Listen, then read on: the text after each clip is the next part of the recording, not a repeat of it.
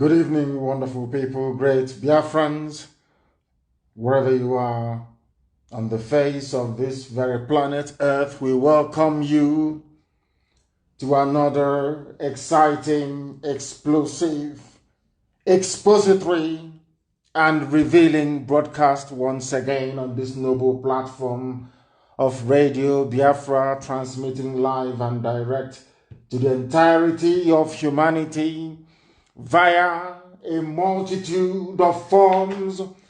We are on IPOB Community Radio. If you're not acquainted with it, try and download that through the app. That is the best way to listen to us. We are also live on my Facebook page at Mazi Nnamdi Kanu, the real one, not the one set up by DSS and agents of the Janjaweed Zoological Republic. We are also live on Radio Biafra, also on Facebook, Radio Biafra Live. We are on Radio Biafra. We happen to also be on Radio Biafra app. We are on TuneIn. We are on Simple Radio. We are on Radio Garden. We are everywhere. But above all, we are on FM in Biafra land, in Lagos, in Abuja, and also in Kanu as well. We are also live on satellite. For those of you that have satellite access, we are live on satellite here. Receive the gospel of redemption, the gospel of truth, preached without fear nor favor, that the land of Biafra and all those who are held bondage or those who are in captivity in the British-created Zoological Republic of Nigeria will be set free. That is why we are here. That is why the work we are doing is relentless. That is why we will do everything we can, everything within our powers, and of course, by the grace of the Most High Elohim, to ensure that Biafra is restored in our time. Our enemies will keep ganging up. They will keep trying all that they can to bring us down. They have failed before. They will continue to fail. Facebook is number one amongst them. We have destroyed the Zoological Republic. Facebook was not able to save them. Regardless of what they do now, they cannot be able to save the Zoological Republic. It is drowning, it is finished, and there is nothing they can do about it. I welcome each and every one of you. I say good morning, good afternoon, good evening, and good night to some of you.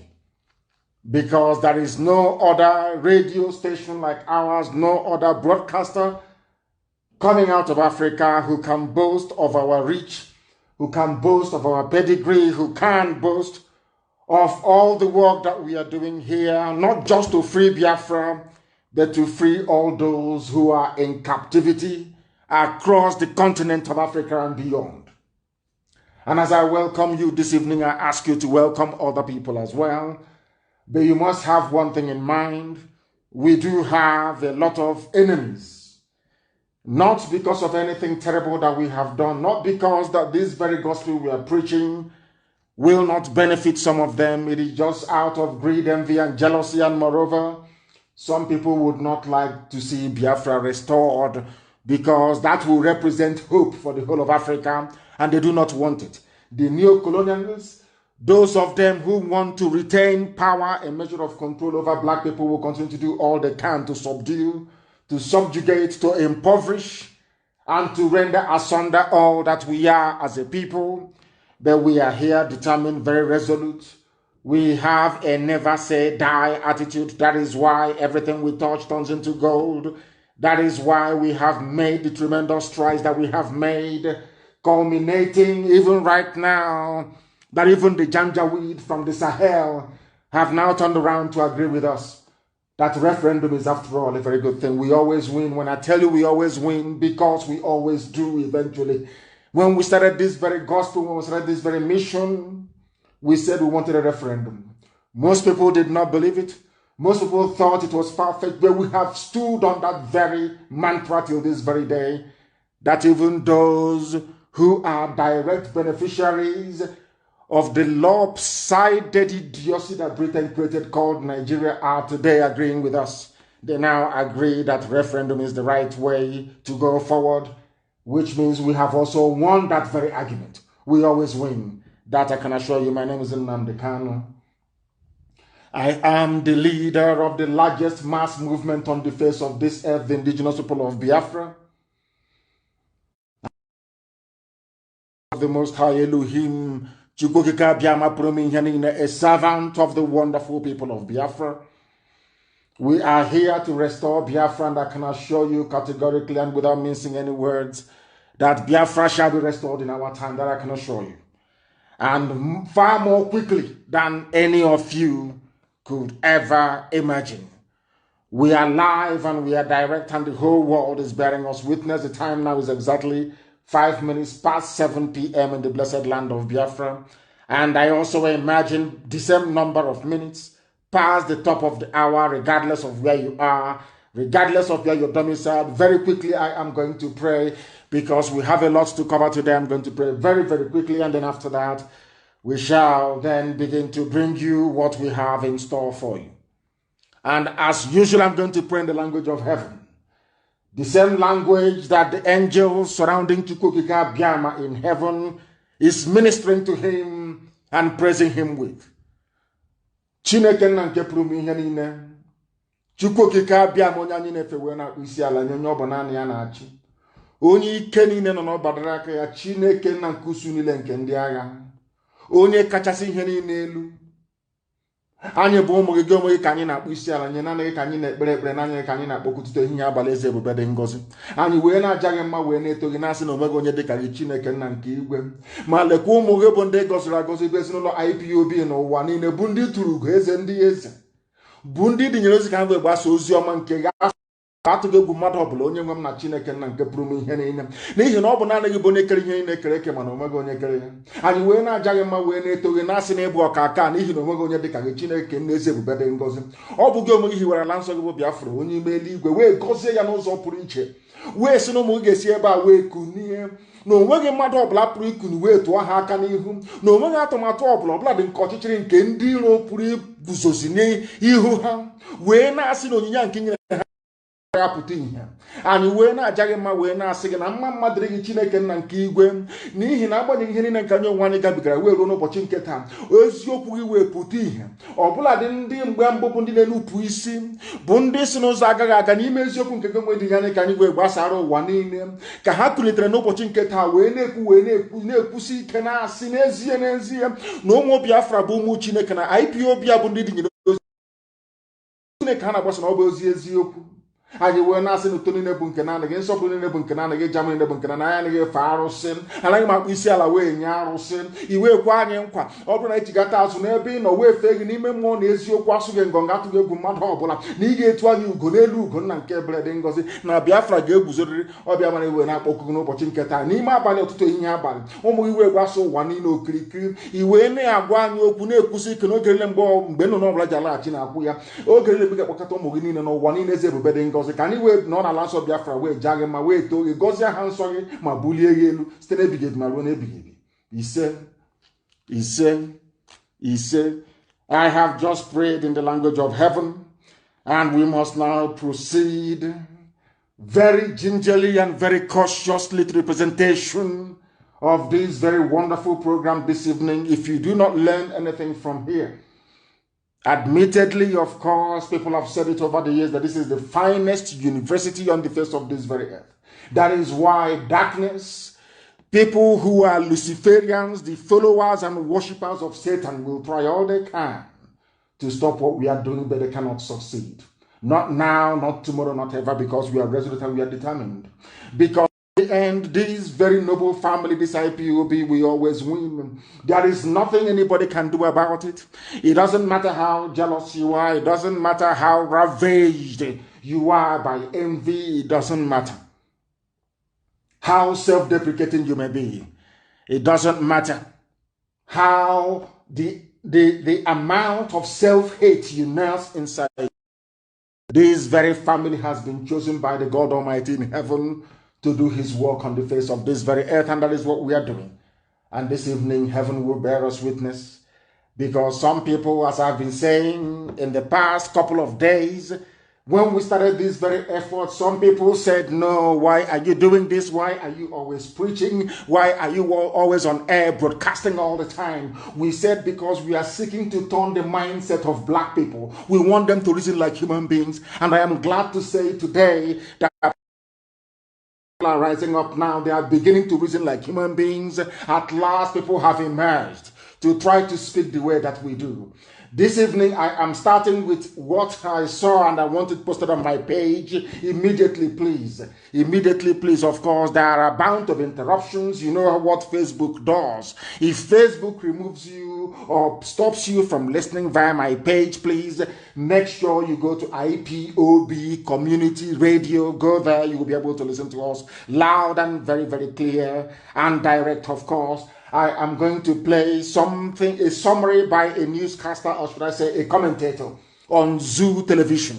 And I want this very clip posted on my page as we go through it this very evening. I want you to listen very carefully, very attentively. Try to be as understanding as possible. Try to be as discerning as possible. Because if you come to listen to us without common sense, if you come to us without all your faculties clicked into gear and intact, you will not be able to appreciate what we are doing. You will not be able to understand the enormity, or should I say the gravity of this very gospel that we preach on this very platform, this very hallowed platform, this very Radio Biafra. I want you to listen to what I have to play, because what I would love to do every time that I come on air to preach is to set what I say, let me call it a foundational basis which we rest our case. I want to let the whole world understand that we have won the argument and we keep winning the argument. And if you listen very attentively and very carefully this evening, you will know that IPOB has done the job that it was sent to do. Because now people are waking up, people are rising up, people are speaking, even those that you never expected will beginning to do so.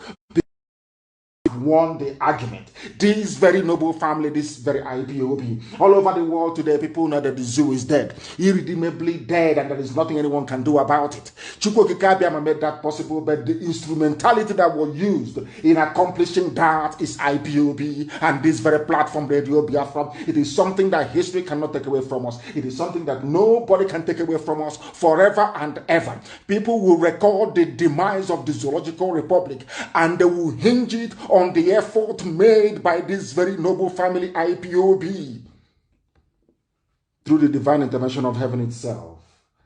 That history may record that we came and we did what we are supposed to do, and the zoo collapsed instead. Now listen very carefully, please.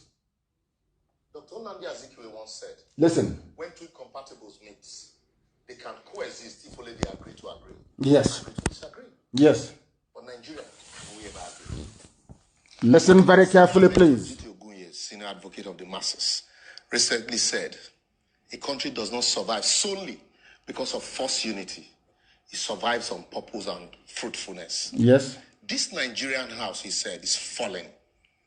Today, if it is not agitation for Odua Republic, it is movement for the actualization of Biafra, or Arewa threatening to send Igbos packing from the north. Listen. About Boko Haram, Fulani headsmen, oil theft and militancy, or the once upon a time OPC.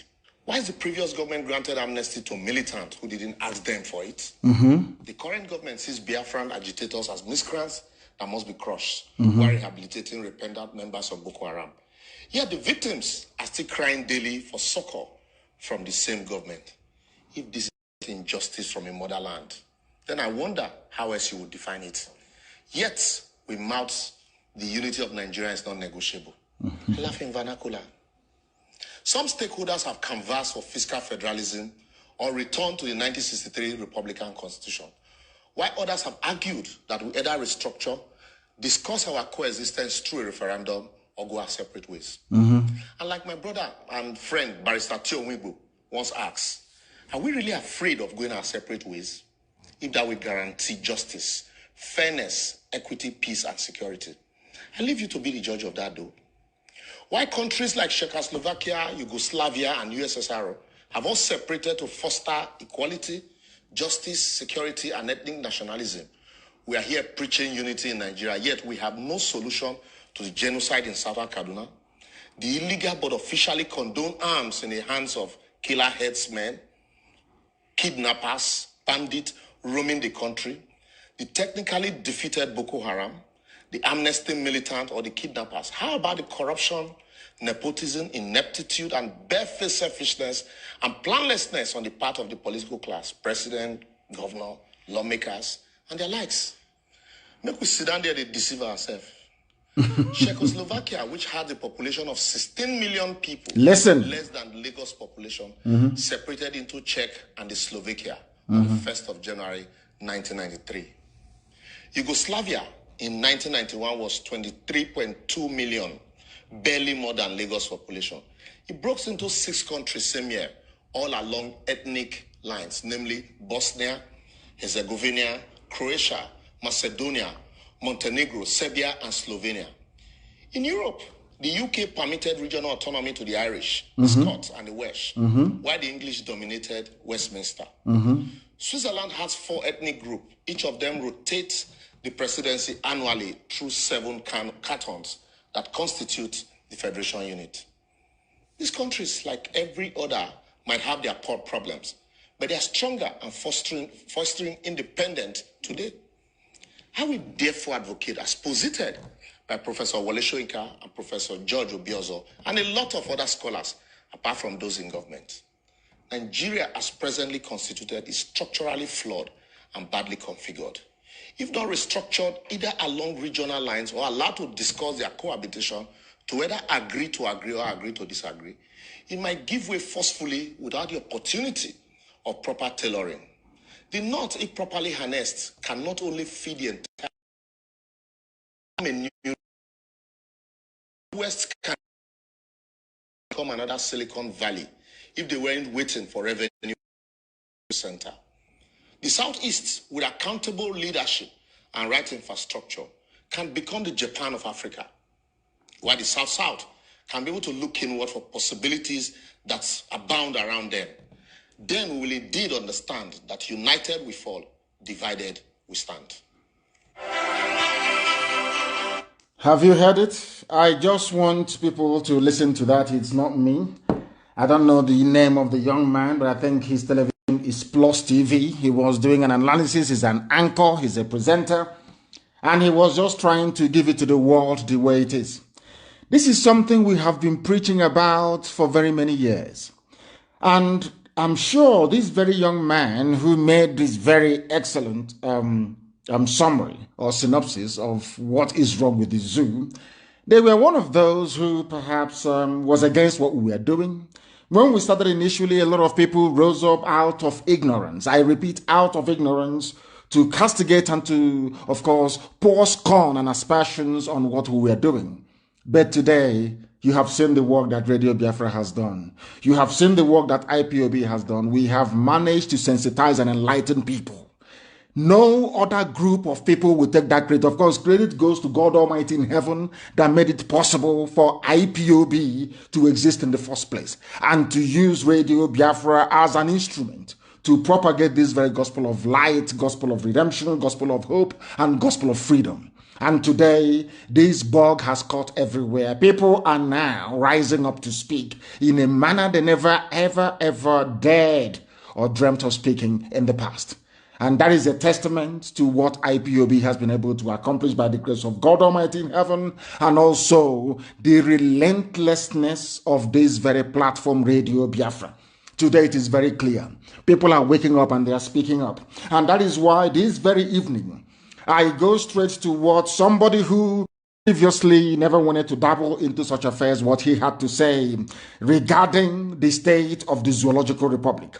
And more critically, the fruit of the alliance between the East and the West, which some people thought was impossible many years ago, but which, of course, by the grace of God, once again, we have been able to bring to light. And that has shaken the zoo up. What the events of the 1st of October of 2020 will remain indelible in the minds of people for eternity. I'm sure when this very generation will pass on, they will tell that same story to their children, and they in turn will also tell the same story to their own children. When I read that Pastor Adeboye spoke about the possible breakup of the zoo. It is inevitable, not possible. People say possible, it may, it is going to break up. That I can assure you it is going to happen. The same way that we're preaching about this very gospel and people said it's not possible. What are they saying? They are miscreants, they are this and they are that. They called us all manner of names. Those people that ridiculed what we are doing, those that called us all manner of names, they have now repented. And they are now speaking in the tone and in the language that we knew that eventually they will come round to speak. What are they saying? Having seen the fruit of the alliance between Biafrans and Oduduwa agitators all over the world on the 1st of October, people who hitherto were a bit reticent, they weren't quite sure what they wanted. They were not quite sure the level, or should I say, the amount of seriousness of those of us who are agitating for our own separate republics all over the place. Now that they have become convinced that it is no longer miscreants. Nobody can call us miscreants anymore. It's over. Because that same disease of miscreancy, so to speak, has now affected Oduduwa. It is now in the middle belt. Everybody is now a miscreant. That's what it means. Everybody, each and every one of us now is a miscreant. Not minding what Facebook is doing, because I'm watching now the systems we are using to push this message forward. There is no breakage. There is nothing wrong.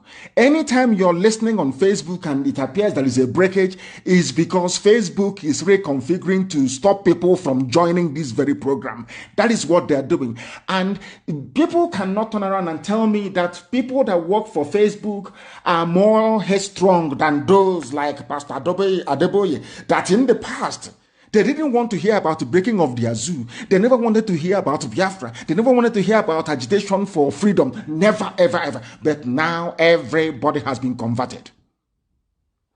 And we made it possible. By the grace of God, of course. We made it possible. Anywhere you go to, I want you to rise up with every pride and conviction in you.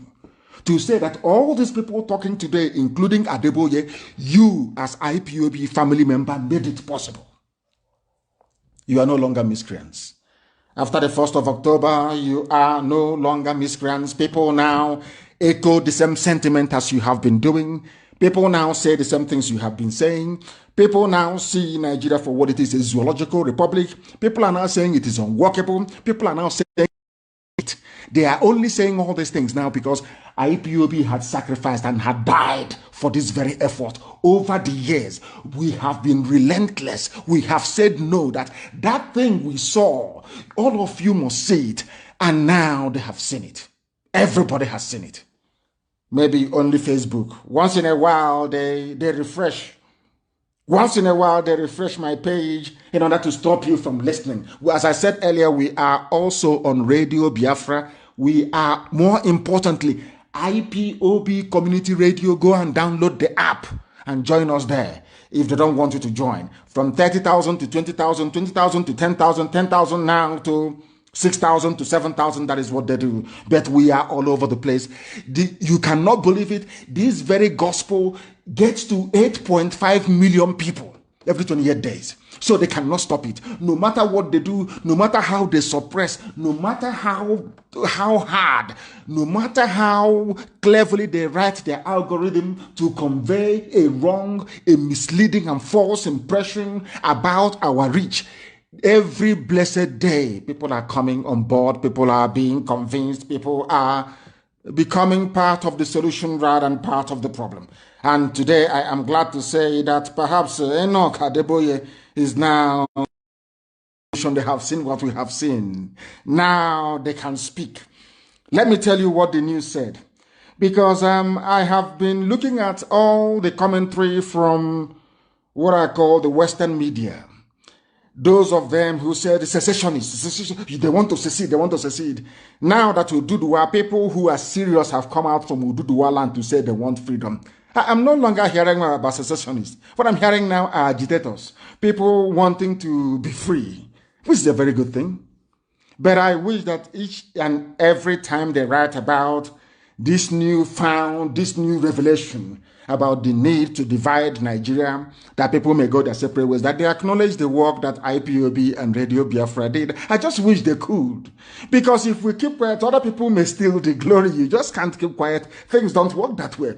So I think that what Enoch Adeboye should have done is to acknowledge the work that Biafrans have been doing over the years, to highlight this very issue that is now touching upon. And what is that? Let us try and read it for the world to understand, bearing in mind what the summary from the commentator that I played earlier. People are afraid for no reason.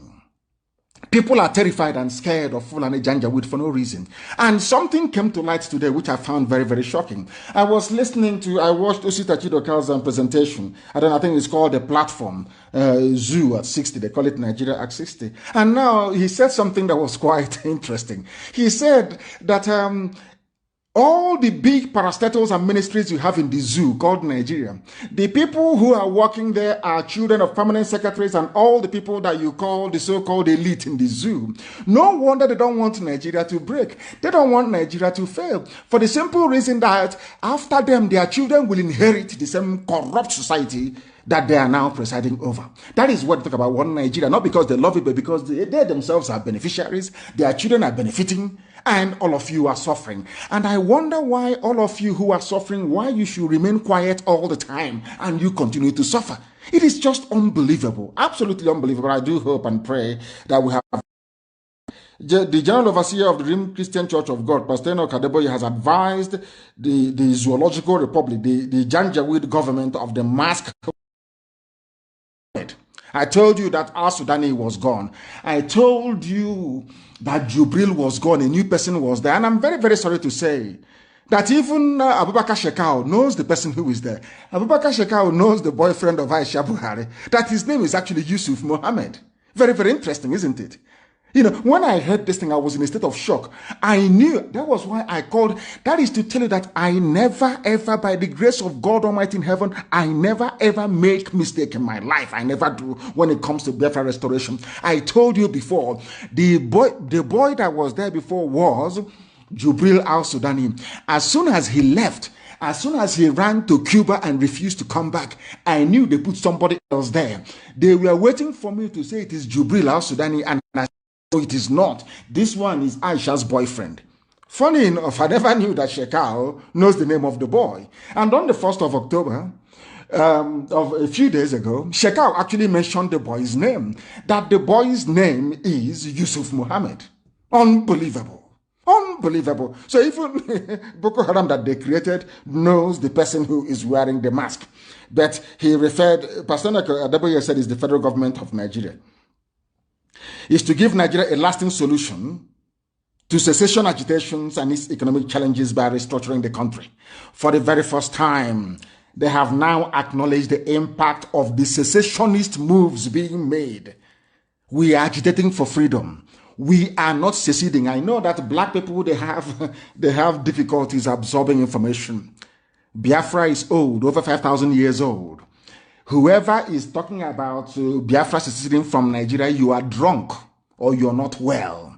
But I can understand that the word secession has taken over the understanding, or should I say has eaten deep into the subconscious of people, or to their subconsciousness. And for that very reason, they find themselves resorting to using the word secession all the time rather than just saying it for what it is, agitation for freedom, that people want to be free. Enoch Adeboye is now saying, considering what happened on the 1st, advising the federal government to find a lasting solution to our agitation. I never knew it would come to this, but it has come to it, which means that everybody now knows the potency of what we are doing. Everybody now understands the potency, the seriousness, the determination, and the resoluteness of this very noble family of IPOB worldwide and what we represent before our people. I will continue. Adeboye said, the restructuring of the country must be done as soon as possible to forestall a breakup of the various socio-ethnic components that make up Nigeria. The 78-year-old cleric stated this on Saturday at a 60th Independence Day Celebration Symposium co-organized by the Redeemed Christian Church of God and the Nehemiah Leadership Institute. At the symposium with the theme, Where Will Nigeria Be in 2060? Of course, there will be no Nigeria. Monitored by a Zoo newspaper, Adeboye proposed the adoption of a merger of the British style of government and American system of government to pave the way for Nigeria's future. The former lecturer at the Department of Mathematics of the University of Lagos said, why can't we have a system of government that is 100% Nigerian? I don't know what he means by 100% Nigerian, because I don't know what is Nigerian. Are you talking about the political system, the monarchical system of the Yoruba? Are you talking about the feudal system of the Fulani? Are you talking about the republican, nature of we Biafrans? What is that Nigerian system that is so unique, that a blend of the British parliamentary system and the US presidential system can give us?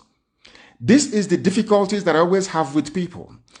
When people want to make a point, a philosophical, because it's about philosophy, ideology, about the evolution of a society, when you want to talk about the evolution of a society, when you're proposing for the adoption of a political system that you think might suit your needs or your purposes, you must look inwards. Looking inwards doesn't mean going to Britain or going to USA. You ask yourself a simple question, and that is the starting point.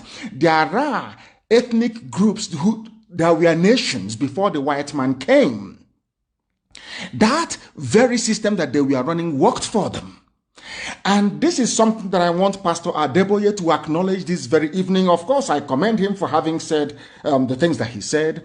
But what is very, very critical is that if you want to create something that is uniquely Nigerian, if I can borrow your words, uniquely Nigerian, that thing must recognize the Yoruba monarchical system, where you have the Oba, the Oni, the largest, you have monarchy.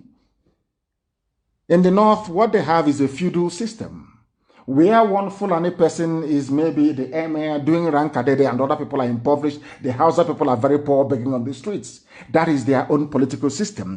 Where I come from, nobody is a king. Where I come from, we are Republicans by nature.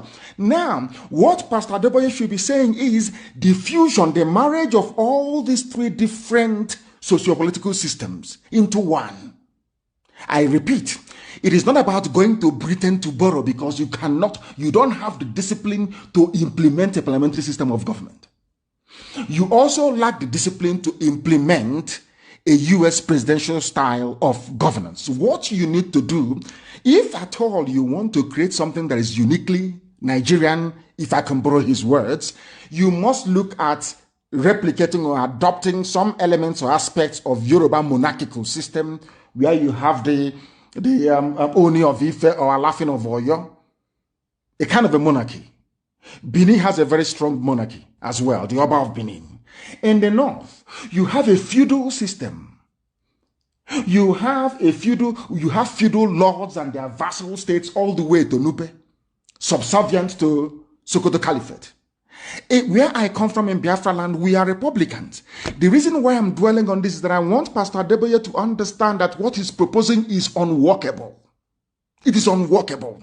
Because the British one that you're seeking to import was the one that they adopted upon independence, and it failed, and failed very woefully. Is that not correct? Now, Second Republic was Shagari's regime. Shagari came in. They adopted the US-style presidential system of government, where they vested power in only one man. It crumbled, led to a lot of corruption. They are back to that same nonsense, or they went back to it in the year 1999 with Obasanjo. It's the same mess that people are in now. Now he is proposing, he is saying that to have something that is truly uniquely Nigerian, you need to marry the British parliamentary system and the US presidential system. And I'm asking, how do you marry the two? How is it possible for you to marry the two? Are both of them, I ask, are both of them African by nature? In what way is what is obtainable in England? How can you justify, how can you transplant that and impose it on people who are not disciplined, people who are not educated, people who are not refined, people who are ethnically bigoted, so to speak, people who are tribalistic in all their outlook, people who are nepotistic. How is that possible, I'm asking? If you want to create something that is uniquely African, or let me say uniquely Nigerian, that thing must take into account the monarchy of the Yoruba race, the feudal lords of the Fulani-controlled Arewa North, and of course, the republicanism of Biafrans. Now, what I want Adeboye to understand, and everybody who is listening to understand very carefully, is that nowhere in the history of the whole world has any society on this earth been able to marry these three unique systems into one. It is not possible. I repeat, you cannot have a feudal system in the north, a monarchical system in the west, and a republican system in the east, and you fuse three of them to become one. It is not possible. Now, let me also make people understand or bring to their attention on knowledge the anomaly, what I call the anomaly of the reference to Nigeria as a republican state or as a republic. Nigeria is not a republic and has never been, not from day one. Because for those of them hampering or clamoring, or should I say, this nostalgia for the U.S., presidential style of or system of government. Let me make this very clear. This is a very sensitive lecture this evening that I want people to understand and listen to very, very carefully, please. America is a republican. Some of you don't know the meaning of a republic. A republic means that all men are created equal and born equal, and all are equal before the law of man. The canon laws that you make. That's the meaning of it. All of you are equal. Now, Nigeria cannot be a republic and you have a Sultan of Sokoto. There's a traditional ruler. It cannot be a republic. Even my late father cannot, in a republic, there should be, my father's stool should not be there. In a republic, you don't have the Oni of Ife. You don't have the Alafin of Oyo. No, of course not. It is not a republic. You don't have royalty. In a republic, it is an anomaly. That is why Britain, when they look at you, they laugh at you, they know you know nothing. They say these are black people, their brains are empty. Why? Because in a republic, there is no royal highness. I don't know if I'm making any sense to people. That is why all the people that call themselves intellectuals in the zoo, those that call themselves the elite, those that say that they went to school, that they're professors, when I say the things I say, they say I insult them. I'm not insulting you, but I just want you to understand that you are not intelligent enough to understand even what you want or what you need. Our dear pastor Adeboye is saying that he wants a marriage of Britain and USA, and if you marry these two together, you may get something uniquely Nigerian. I don't know where he's coming from, and I don't know if in the fusion of these two systems that he's talking about, it is taking into account the feudal mindset of the Fulani North. They run a feudal state. They run a feudal state. If you don't know the meaning of feudalism, go.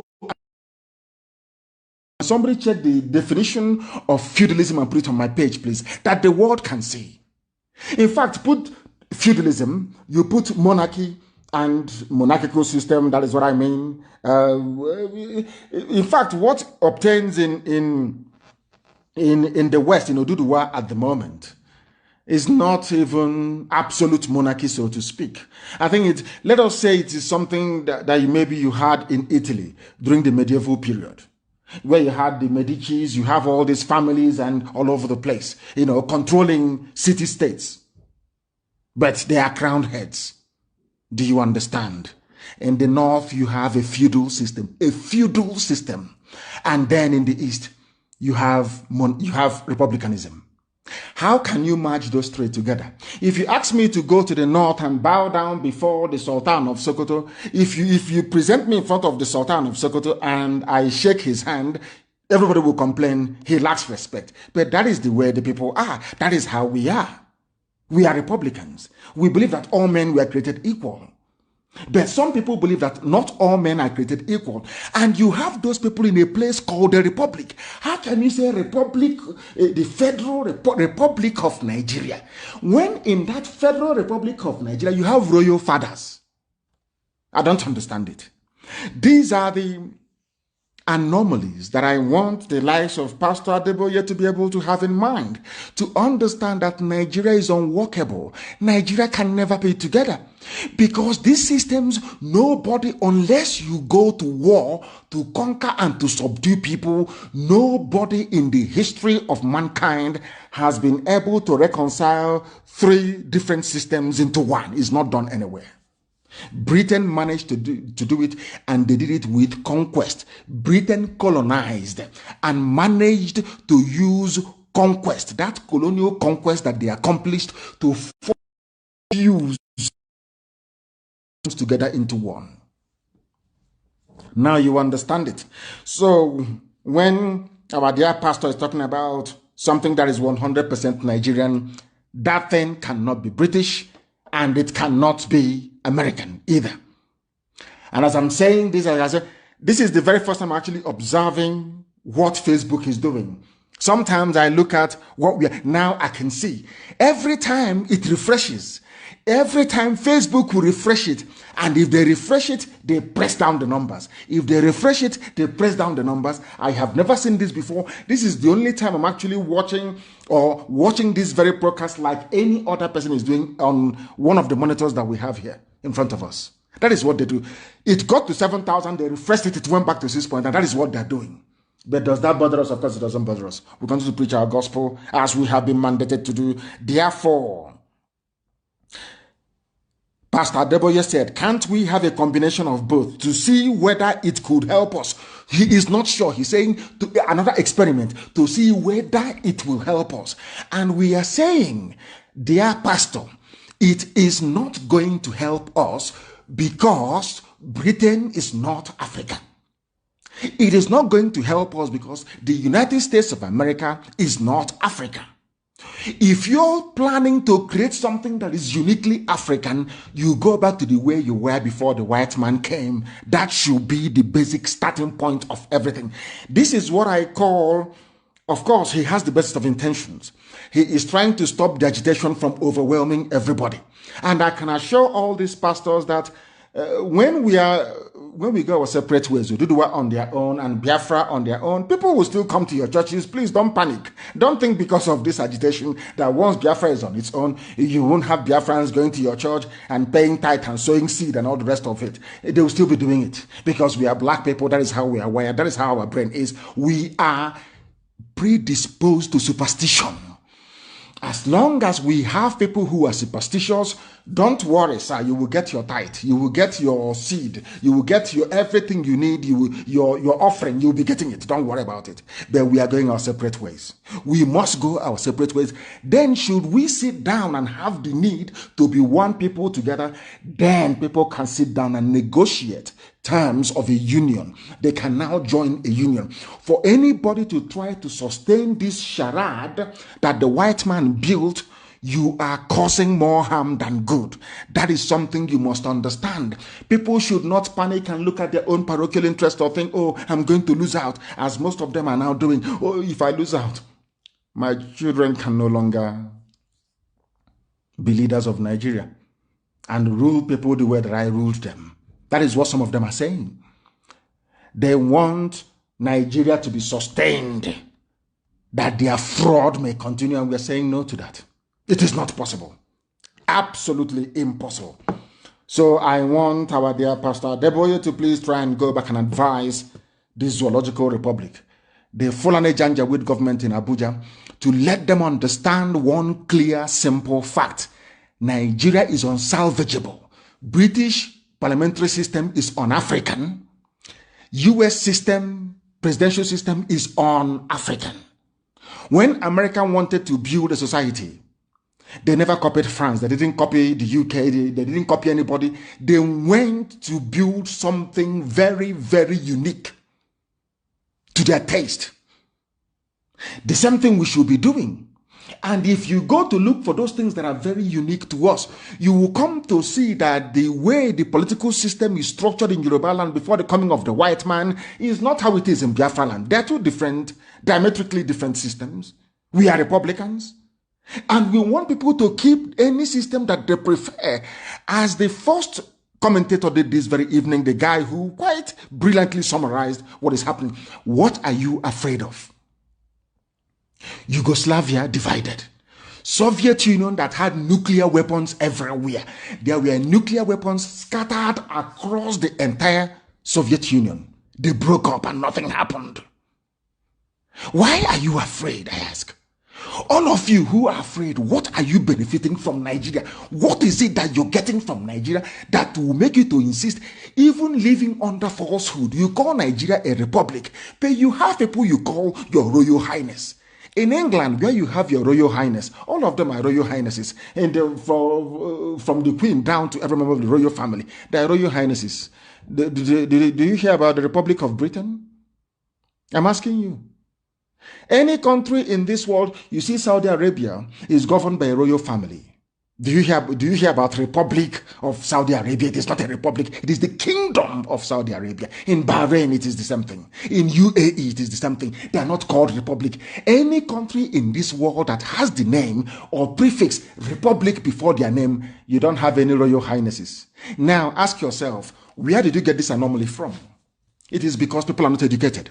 Because people are not schooled enough. People are not disciplined enough to understand what they want and to come out openly to say we want it.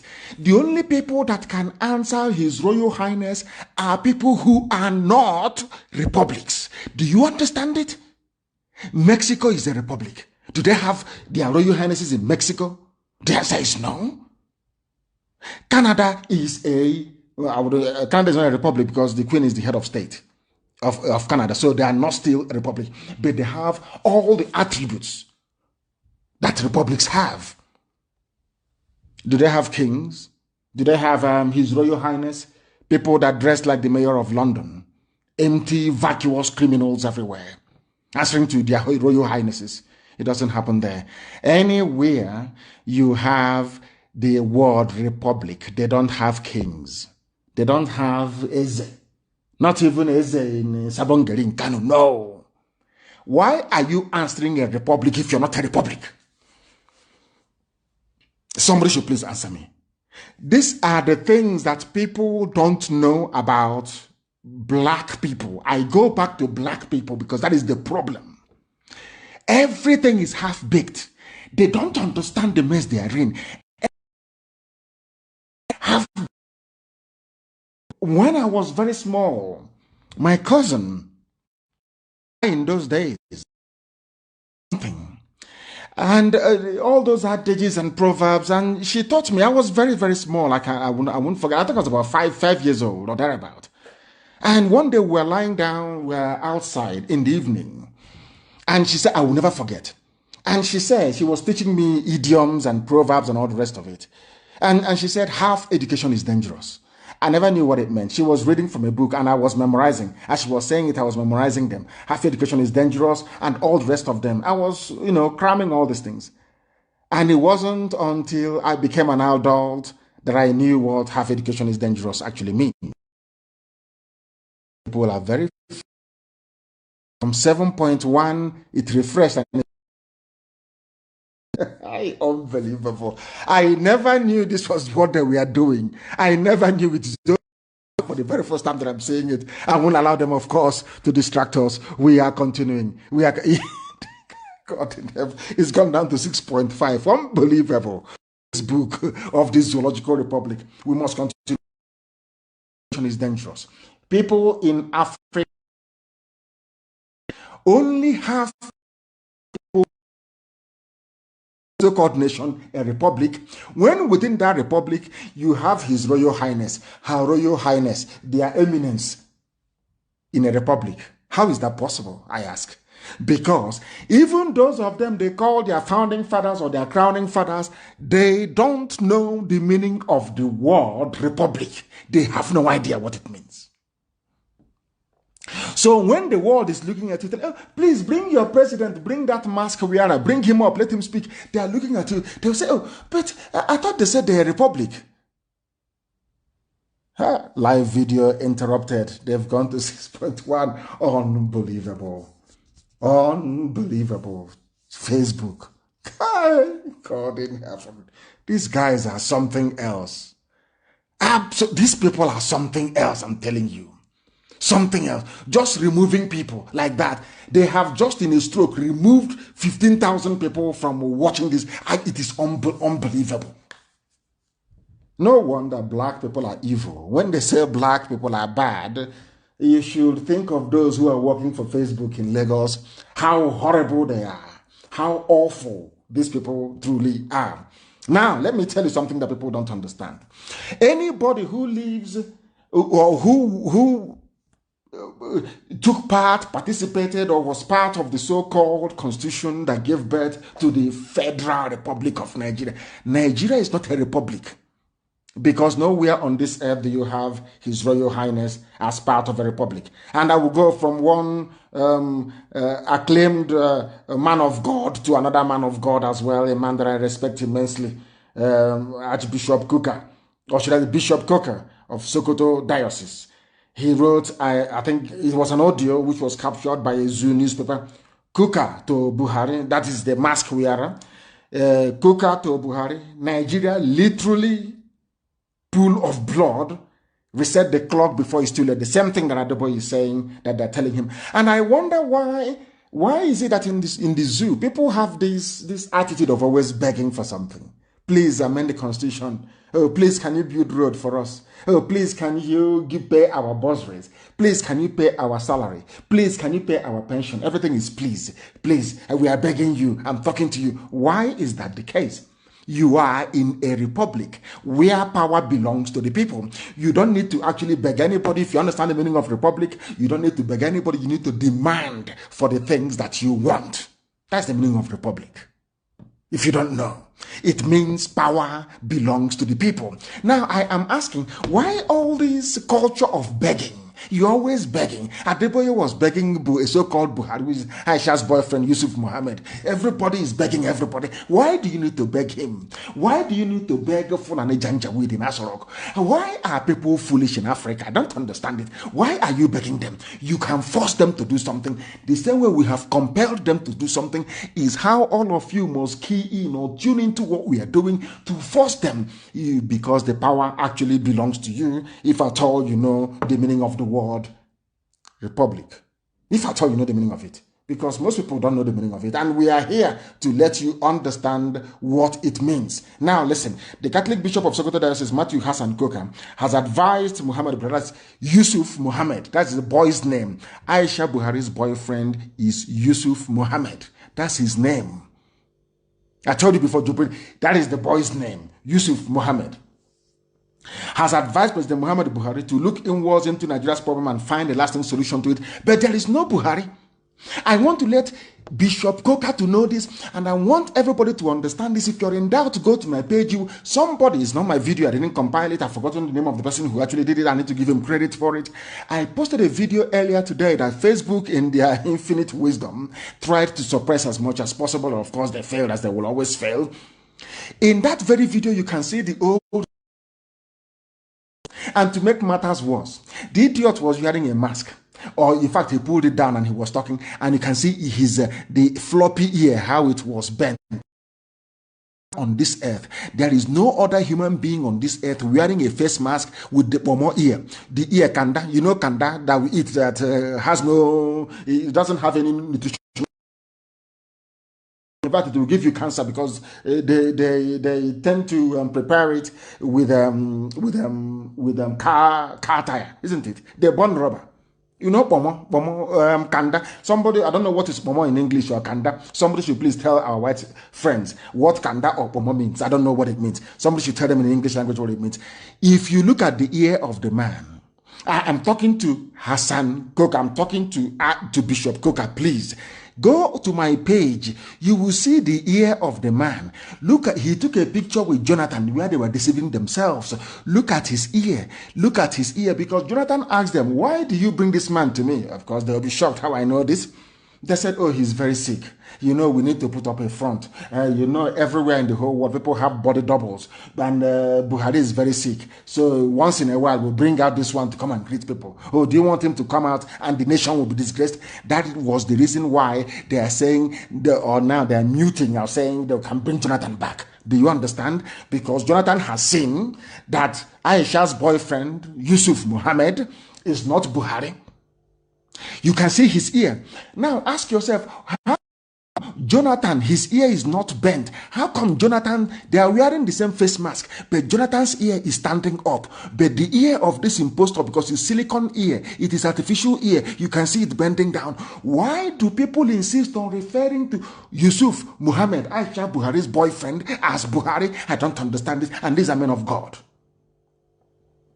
Bishop Coker is a man of God, a man that I respect immensely. I'm asking him, are you telling me that the God you worship, the Jesus Christ that you kneel down to call upon every day, the same Jesus Christ that went to the temple and drove away money changers, the same Jesus that preached the truth, you claim you're following Jesus Christ and you're referring to that thing in Asarok as Buhari? That's a man of God. You claim you're a man of God.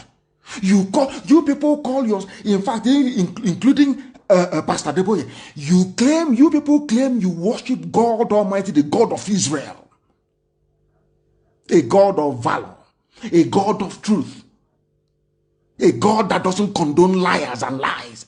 And you come out and you say that that thing with the ear that is bent, the ear, but more ear is Buhari. I challenge both Adeboye and Bishop Coker. I challenge any of them to stand up with the Holy Bible and say that that man in Asorok is Buhari. I challenge them. I challenge anybody. I challenge any imam. Not the idiot now got somebody like an imbecile. I challenge anybody to pick up the proper Quran and to swear and to say that the man in Asorok. I want an imam to do that, to say this man in Asorok is Buhari. I want any preacher of any persuasion to stand up with the Holy Bible before his or her congregation to say that the man in Asorok is Buhari. His name is Yusuf Muhammad. He is Aisha Buhari's boyfriend. You can see his ear. Unless you're blind, or unless you're blind and you're stupid and you're hopeless and you're a baboon, you're a monkey, you are an idiot, only then can you look at a man with the ear that is floppy like Omo and you say that that person is Buhari. You must be insane. You are a mad person. I challenge any of them, any of their preachers, pick up the Holy Bible and say that the man in Asorok is Buhari. Why am I saying this? Because all of you know where the solution lies. Everybody is suffering. Everybody is in pain. There is problem everywhere. Insecurity, death, mayhem everywhere. I ask you, all of you, you know the solution to the problem. It is very, very simple. Rather than beg, oh, please, can you restructure the constitution? Can you restructure the flag? Can you restructure Abuja to make it look like Kafanchan? Can you restructure Kafanchan to make it look like Akure? All these idiotic debates that people are having, all of you are wasting your time. You are behaving as if you don't have any brain. That is a very simple solution. Simple solution is, if they are serious, if these pastors are serious, all you need to do is to say to Asorok, if you don't restructure, or I wouldn't call it restructuring, if you don't start the process of setting the people free within 4 months, we will come out and announce that the man who is there is Aisha's boyfriend and not Buhari. We will challenge you to come out and to prove that that man is Buhari. Believe you me, 48 hours, everything will change. 48 hours is also... I said 48 hours, everything will change. If these pastors can be truthful to the word of God, to the Bible that they're holding, if the imams can be truthful to the Quran that they're handling, if people can stop being afraid and come out and say the truth and to say, if you don't restructure, those who claim they want restructuring, if you don't do what we're asking you to do, we the people, if you don't do it, we will ask you to bring this man in the public to address us live, to tell us he's Buhari. Believe all this Boko Haram will stop. Janja, all these Fulani bandits, Mietiala, they will all go silent. But what worries me is that all of these people, including the pastors, including the imams, they know the truth, but they don't want to go for the jugular because they are benefiting something from Nigeria. They must be getting something from Nigeria because there is a nuclear option. Since the Fulanis don't want to reason, since they don't want to listen, there is a nuclear option. The nuclear option is, if you don't do what we are asking you to do, we will question the identity of whoever is in Asorok that you're claiming is Buhari. We will question his identity in public. And believe you me, Oga 48 hours, the doctrine of necessity will set in, and they will set in motion everything to make the lives of the people better. It's as simple as that. Something they can do. So that every day, we are begging. I want the president to please look at the suffering of the people. To look. Who told you that power will concede without pressure? Power in the whole world never can concede without pressure. You must put pressure. What pressure do you have? When you come out on the streets to protest, they will kill you. If you ask them too much, DSS will come and arrest you. Yes, all the pastors, you're not going to break the law. All you need to do is to send a very subtle message, a very subliminal message to say, if you don't start the process of making things right within 4 weeks, I will cast doubt on the genuine identity of the man in Asorok.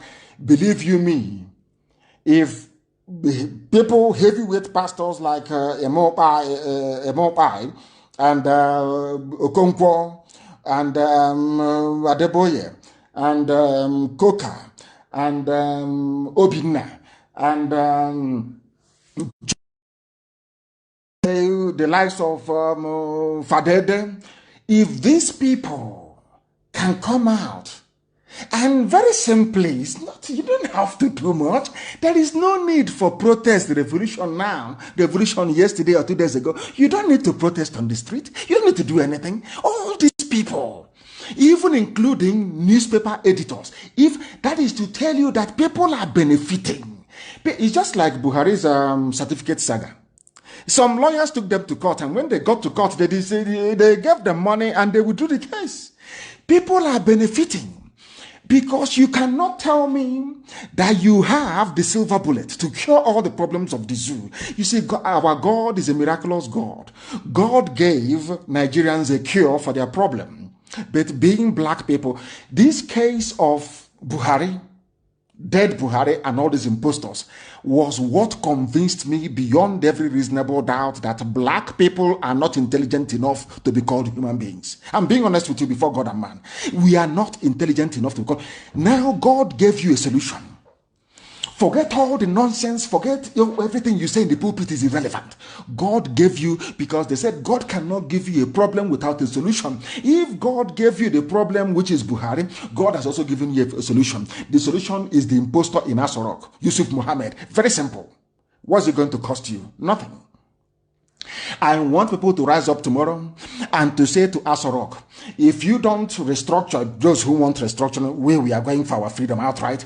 If you, those of you in the mainstream who are afraid of the truth that you want to restructure, say to them, let the likes of Ohaneze, Pandev, and Afeni Fele rise up and say, if you do not give us restructuring within 4 weeks, if they're afraid, they can go on exile to do it, if they're afraid. Say within 4 weeks, don't give it to us. We will publicly call into question the identity of the man you claim is Buhari, the one with the pomo ear. I'm telling 48 hours. You hear National Assembly will sit on emergency to do everything that you want. It's simple common sense. But you cannot do it in this UG. 2 minutes past 8 p.m. in the land of Biafra, and 2 minutes past the top of the hour wherever you are. We brought you people here where you are now. IPOB, radio, through Radio Biafra, brought you where you are now. This level of consciousness now that people have all over the place, people can now understand they have a problem. Every blessed day, I am saying to Coca, instead of begging, oh, before it is too late, Adeboye is begging, oh, please try and change. It's simple, don't beg. You don't have to beg, because power belongs to the people. You claim you're in a republic, unless you're not in a republic. All you need to do, I'm not asking you to do anything extraordinary. You can write them a secret letter by say, listen to me carefully. This is something that, you know where we come from, we say we go be. People don't know the meaning of it. They don't know the meaning of it. Yes, the crowd or public is strength. Yes. Now let me put it to you this way. If people want to see a change this week that we are in the zoo called Nigeria, if you want to see a change, let Adeboye not say it alone. I don't want maybe Obinna or Coca to say it alone or an icon. No. All of you must come out and issue the statement at the same time. And at the same time, are you telling me that the so-called Nigerians or those in Sokoto will allow DSS to go and arrest Bishop Coca? Is not done? Desmond Tutu, nothing happened to him. These people, they claim they are men of God, but sometimes I doubt it because they see the truth and they turn a blind eye. I want to ask all the preachers, all of you will sign the letter together. And as you sign the letter together, you remain very visible. Or are you telling me that the DSS will now mobilize to go to all the states of the Federation of the Zoo, arresting everybody, every prominent preacher? Is that what you're saying? Is that what you're saying? Because I don't understand it. Is that what you're saying? Of course not. They cannot do it. Now ask yourself, what is it that is stopping these so-called powerful men of God from doing what Archbishop Desmond Tutu did against apartheid in South Africa? Apartheid was horrible. It was awful. People were dying. There was discrimination. Everything was bad. The same thing now happening in the zoo. And I'm asking these preachers, these so-called men of God of every persuasion, of every denomination, why can't you come together? I'm not asking you to come out on the street to protest. Simply write a letter to Asorok saying, if you don't do what we're asking you to do, we would have reason to believe that whoever is there is not Buhari. Because if it is Buhari that people voted for, he would have responded or reacted to the yearnings of the people. If you're not doing anything within 4 weeks, we will call for the ratification or clarification of the identity of whoever is in Asorok. Fulani headsmen will stop. Mietiala will stop. Fulani bandits will, I said 48 hours, 8 hours, 2 days, all this nonsense will stop. Now ask yourself, why are these pastors not doing it? Because I understand the imams, they want to spread Islam to the Atlantic Ocean. That's understandable. So they have a mission. They're all working together. After all, the Sultan is the head of Islam in the zoo, which means that even Ahmed Tinubu is loyal to him, which means that all of them who claim that they're Yoruba Muslims who are against the Oduduwa Republic, they are all loyal to Sultan of Sokoto. They want to see Sokoto Caliphate extend all the way to the Atlantic Ocean. That is what they want. Unless you have brain, unless you have thinking faculty, you cannot be able to comprehend all of these things. Now I ask them, when will you stop begging? When will you stop begging whoever you claim, whoever you say is Buhari? When will you stop begging? It is because of this begging attitude. That is why SARS is going about killing people every blessed day. Today they have released a statement saying, oh, SARS will stop killing people. We are withdrawing them from the road. Same thing they said about taking away checkpoints in Biafra land. Their checkpoints are still there. How many times have they withdrawn SARS before? But you people, you can't reason. Why have they decided to withdraw SARS? Because of the riot, or should I say the reaction of the youths in Ughelli in Delta State. I said power concedes nothing. They killed somebody. If you had allowed them to get away with it, the IG of police wouldn't have issued the statement saying they are now withdrawing SARS from roads and all that nonsense, because people got angry and they rose up. If you don't want to learn anything in life, learn something from it. Power cannot concede anything. Once somebody is holding on to power, absolute power for that matter, in a very impoverished, backward society like the zoo created by the British, called Nigeria, they cannot concede anything unless you force them to. That is something people don't know. You must appealing to them. They are impervious to reason. If you appeal to them, just like a policeman in the UK, when a policeman stops and says, oh, sorry, sir. He says, can I please see your registration or your license? And you say, sorry, sir. Once you say sorry, you're finished. He'll ask you to park very well. Why? You say, what are you saying sorry for? Why, if your hands are clean, why are you begging? Why must you beg? You present your driver's license and you say, I don't have it here, sir. And then they give you a producer. Or they can check on the system to see if they have it at DVLA. In Swansea, that's all. Why are you begging? If you beg, you're even in greater trouble. Why are you begging people that you claim you gave power to? You claim they're in Asorok because of you. Why are you begging them? I ask.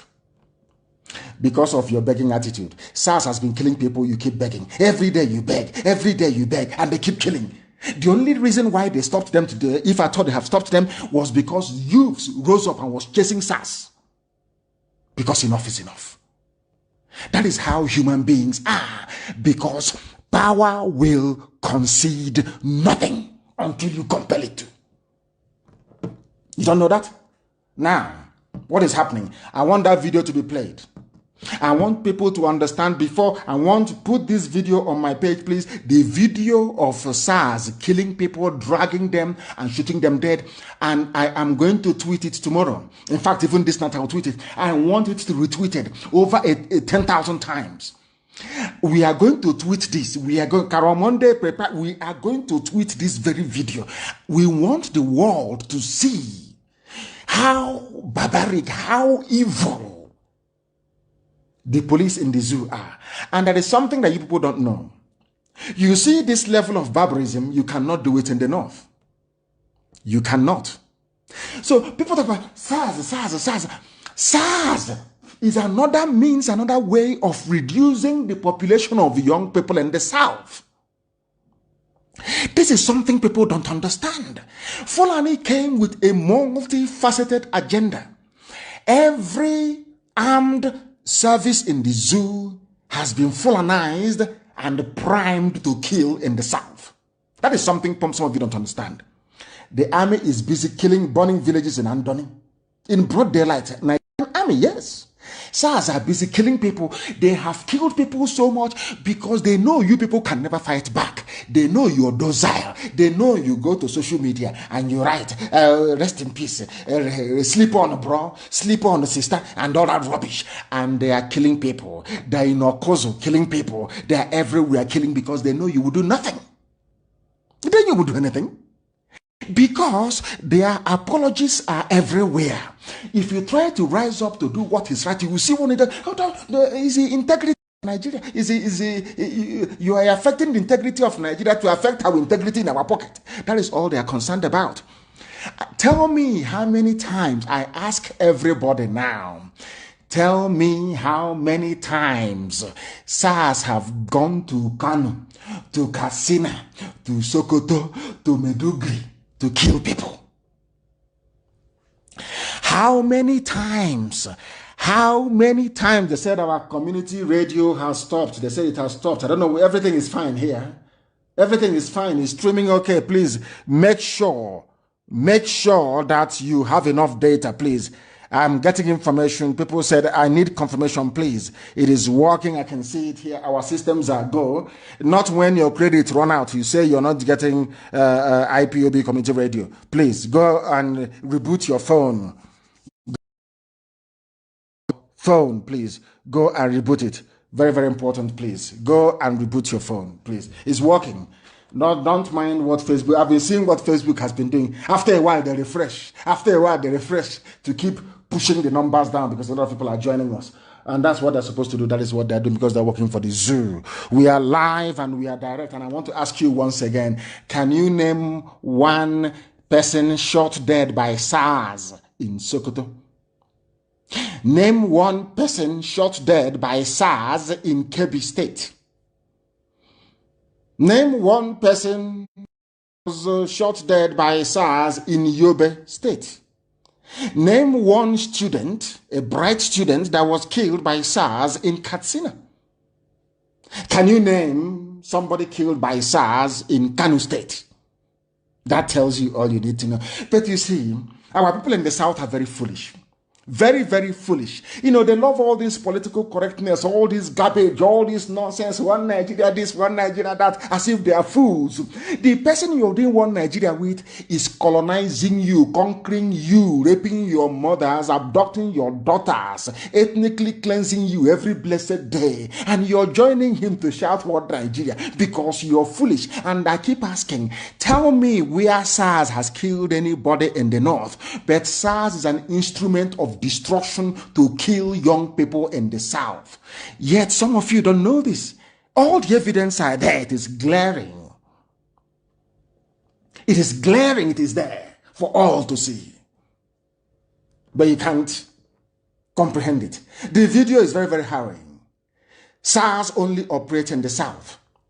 And this is a place where you want people to remain in one country, where you want to amend, where you want to fix. And I want to ask all of you saying, let's fix Nigeria. What do you stand to gain from it? A country where the army is busy in the south killing innocent people, the police are busy killing innocent people, they formed a special unit, the SARS killing people. Have you not heard that ordinary civil defense was also killing people? Why don't you people reason? These UG black people. What is wrong with you? Why can't you reason very well? I keep asking you, why is it if SARS is federal anti-robbery squad, why are you telling me there is no robbery?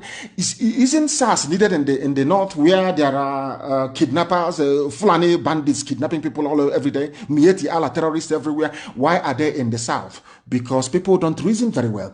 Fulani have planned, they are advanced, they planned this thing for very many years and they are funding it very, very well. They have weaponized every instrument of state and designed it to deliver one singular agenda, which is Fulani domination, Fulani conquest. The sooner some of you idiotically remember this, the better for all of you. These are the things you need to know. You must know these things. Anybody praying for one Nigeria, hoping that Nigeria will be better, that person is benefiting from Nigeria. If not them, then their children are benefiting from Nigeria. That is why SARS will be down in the south where you claim you have professors and intellectuals, and nobody has been able to ask, how come SARS are not killing people in the north? How come this roaming all over the place in the north? No one is killing them. But SARS is in the south, killing innocent people, going through their phones. Is it business? There is no privacy. Which law gives you the right to go through somebody's phone to determine the way you dress? That the way you cut your hair looks like you're a member of a cult. What sort of nonsense is that? These are the things that Fulani brings to the table. They are primitive, they are very crude, they are not refined. Some of you fail to reason. Some of you are playing one Nigeria. You want to be a good Nigerian. I'm detribalized. As foolish as that sounds. Whereas the people you're detribalizing for, they are tribalizing you. Fulani is all over the place. All the people are in positions of power. They remove your people, they put their own people in. You cannot see it because you're blind, you're foolish, you're hopeless. You're a zoo animal in a British zoo. That is why, to the point whereby they brought in Aisha's boyfriend Yusuf Mohammed in power with mask, which you can see the ear. It's not as if you cannot see the ear that is bent, the pomo ear. You can see it very clearly, but somehow your foolishness and your stupidity will not allow you to reason properly. That is what makes you an animal.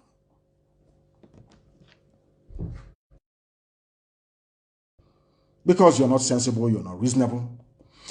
And what baffles me is the lies.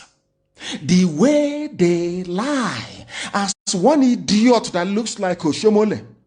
One idiot looks like Oshomole was talking rubbish that I plan to kill one almost dead walrus that cannot breathe properly. Like an idiot. The way they lie. The thing about Nigeria is lies. A Nigerian is an accomplished liar. A liar. They know how to fabricate. They know how to lie. Everything I say is verifiable. That is the reason why this day, everybody, desensitization, the level of consciousness now attained not just in the zoo across West Africa, is down to Radio Biafra, because people listen to what we say, they go and do their research, they find out it is the truth. Let me tell you about the zoo. People are killing. This idiot is Festus Keyamo. He used to be a civil rights campaigner. If those that know him very well. Despite the existence of this video of where SARS was, and I want Festus Keyamo to be tagged to this very video, despite the overwhelming evidence of SARS killing somebody in cold blood, dragging them on the floor and shooting them, do you know what they said? This is what leads me to believe. Sometimes when I say it with every alacrity, as they would say in those days, and conviction. Mentally deranged. This UG, you see black people, they are not well mentally, they cannot reason. Do you know that people after seeing this video of what SARS did, one idiot called Festus Keyamo, who says he's a minister of state, that is to tell, I want to now bring to you the depth of the wickedness and evil in a black person. Why I believe very strongly that Lucifer could be a black man, as they've been painting him to be, and I'll tell you why. This man is a senior advocate. He is supposed to be a man of law. He knows the law. He used to be a human rights campaigner. But because of what he's getting, because of the money he's getting from the government, and because the family is having fun, after seeing this video that is now on my page, I believe, do you know what he said? The victim that was shot in the head, we saw it being shot in the head, is alive. He was not shot, but he fell out of police vehicle, Festus Keyamo, according to Vanguard newspaper.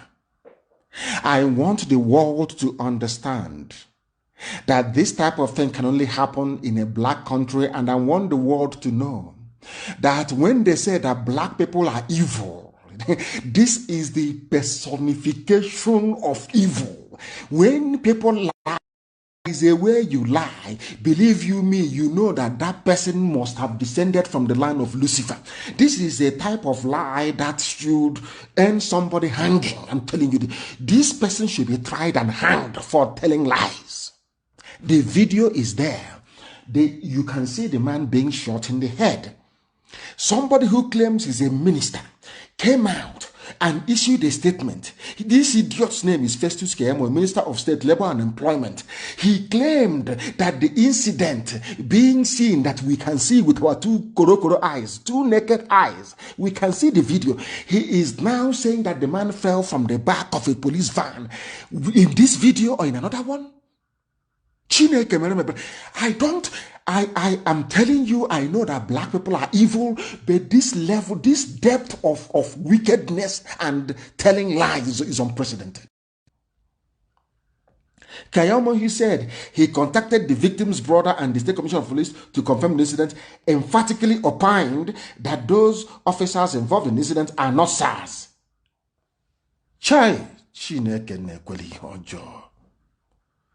Because this man is eating money in Abuja. He's highly paid. He's now part of the establishment. He used to be like Shomole, the ugly monkey. He used to be like him. But do you see how they change black people? A few coins. Like those that claim they were freedom fighters. Today they are hoteliers. Today they are renting hostels to students. Today they are building universities all over the place around Africa. But they are freedom fighters. And after seeing all these things, people foolishly call them freedom fighters. That's how you know how foolish a black person is. This human rights lawyer, but today, after seeing this video, he's telling you that he fell from the back of a van, that nobody was shot. And this is a government minister lying as if that is not a grown-up man, a senior advocate of Nigeria, advocate of law. Black people, may Chukwu Kekabiama have pity upon your deadly souls. SARS, Special Anti-Robbery Squad, is a terrorist group. From tonight, we designate them a terrorist group.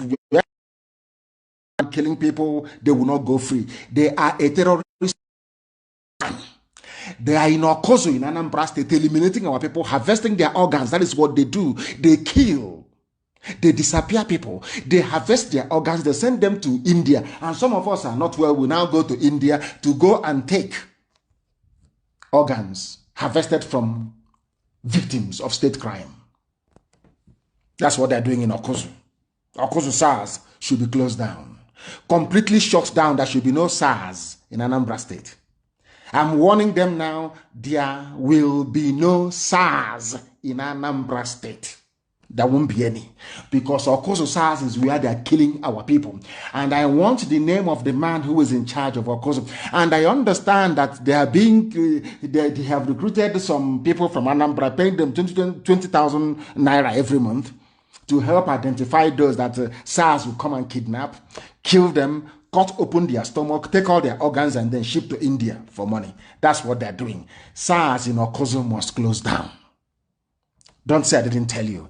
SARS in Okozo must, M-U-S-T, be shut down. SARS everywhere in Biafra land must cease operation. Wherever we see SARS conducting any operation, we will regard it as a terrorist act. And we are at liberty to defend ourselves. There will be no SARS in Biafra land. From tonight, anywhere there is a raid conducted by SARS, people stop to search their phones taken from them or their cars stolen, because SARS, they are actually criminals. That's who they are. We will treat such as a terrorist incident. Don't say we did not warn you.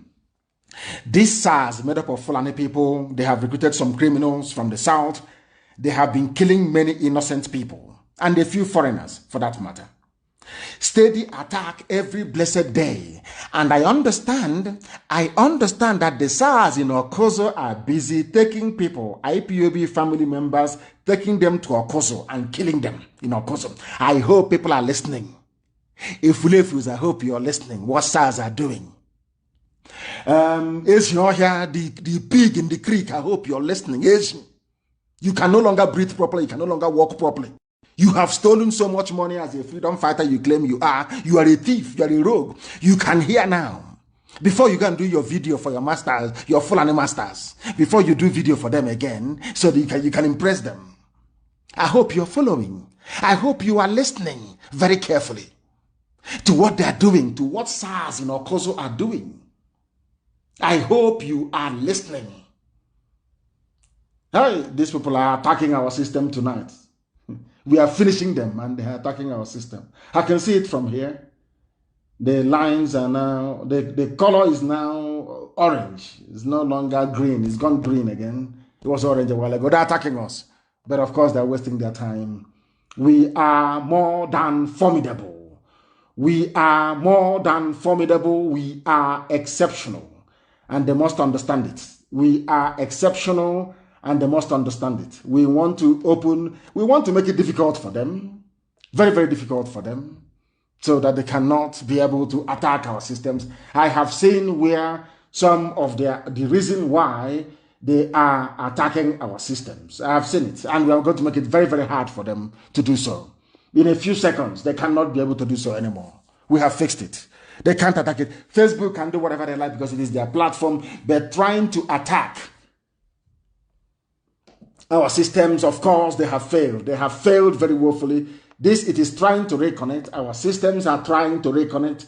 It is going through what it calls a transition. So there will be a disruption on FM. There will be a disruption on the app. But I can assure you that very, very shortly, we shall be live once again on those platforms, and they will not be able to tamper with it again. They will not be able to tamper with it again. It is coming back on stream right now. And I believe that it is come back. I believe it is back now. It is back. It will take maybe about 30 seconds for it to reflect, for my voice to reflect on the FM and also on satellite and our app ultimately.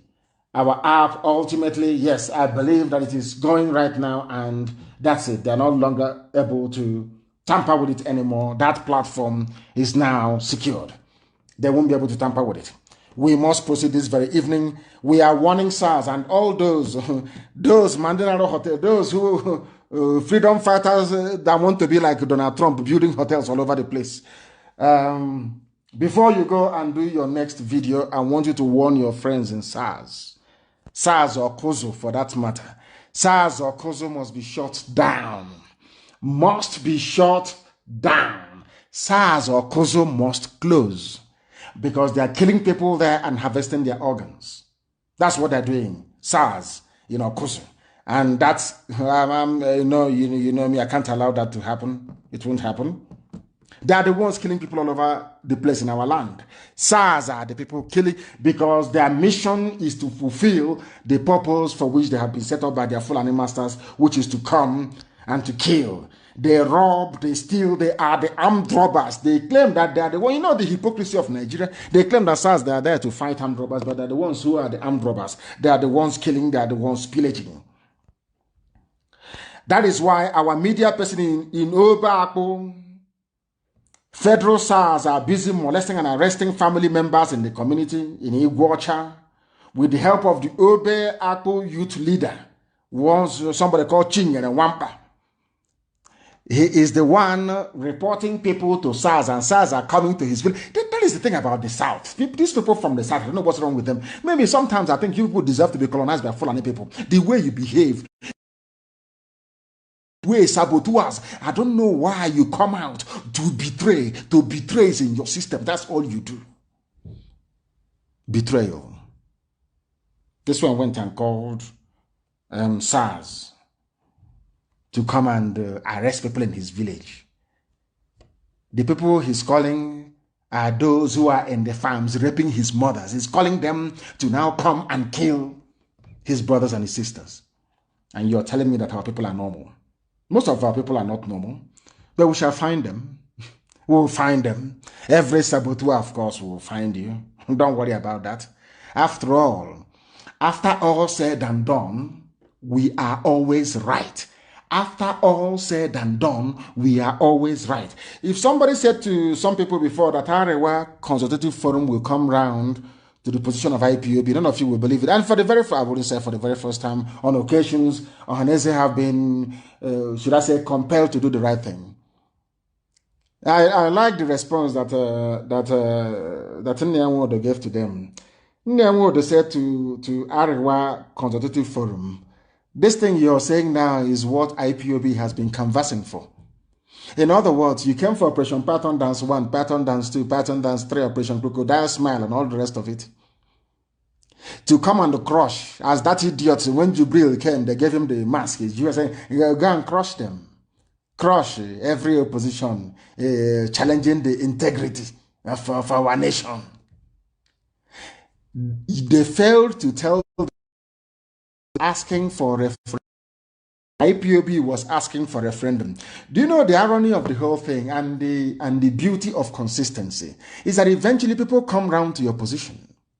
After many years, because of this referendum, they came to kill us, not once, not 2 times, not 3 times. But today, the people that sent soldiers to my house to kill me are today saying the same thing, that they too want referendum. Isn't that very funny? Isn't that very ironic? When we started, they said, oh, what are they asking for? We don't even... This was the same people, Garba Shehu, because he's one of them. He's a terrorist, of course he is, although he's a press secretary or whatever, senior assistant to Yusuf Mohammed, Aisha Buhari's boyfriend. He said, we don't know what they're asking for. We don't even know what they want. I'm telling Garba Shehu tonight, I'm telling the whole of Arewa, including Sultan of Sokoto, the Emir of Kanu, all the rest of them, all this Janjaweed, I'm telling all of you. And what we are asking for is something that Arewa Consultative Forum have asked for. And isn't it very ironic? I don't subscribe to the position of Ohanese. I don't. Restructuring is rubbish. I don't subscribe to the position of Afeni Ferre, though I respect them very much. I don't subscribe to the position of Pandev or Middle Belt Forum. I don't. I believe in what, for the first time, I believe in what Arewa Consultative Forum said, because that will solve all the problems. Let there be a referendum. But of course, it's just mere words. Just mere words. They will just say it, just they mouth it. It doesn't mean that they mean it. They don't mean it. Of course, they are not serious. They just open their mouth and they say it. They are not serious at all. Because if they are, they should push for it. And that is what everybody should be asking for. Not restructuring. Anybody asking for restructuring has something to gain from Nigeria. They are benefiting, their children are benefiting. That is the only reason why. People, why don't you ask the people what they want? I am a Democrat. If tomorrow people go and vote and say, oh, I want to remain as part of one Nigeria, oh, bye-bye, oh, well and good. I will never bother anybody. Why don't we allow the people to decide? Now, Arewa Consultative Forum has come round to the position of IPOB. The same position led Arewa, what's his name again? Is it, what's that, one of those glorified Alamajiri? What's their name again? It says, every time you say Second Republic lawmaker. What's his name? Somebody should give me his name. There are 2 of them in the north. They're always talking rubbish. from Arewa Consultative Forum, or is it Northern Elders Forum? I don't know what it is. You know them? Is it Tanko Yakasai and the other one? Two of them. Have you seen where they have come to? I want to let Tanko, all those people talking rubbish against IPOB from the north, I want you to hear what ACF said, Arewa Consultative Forum. We can have a referendum on whether we want Nigeria's continued existence. We don't have to go to war.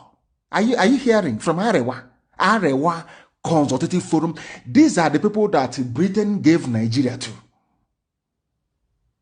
I don't know if people can understand what I'm saying.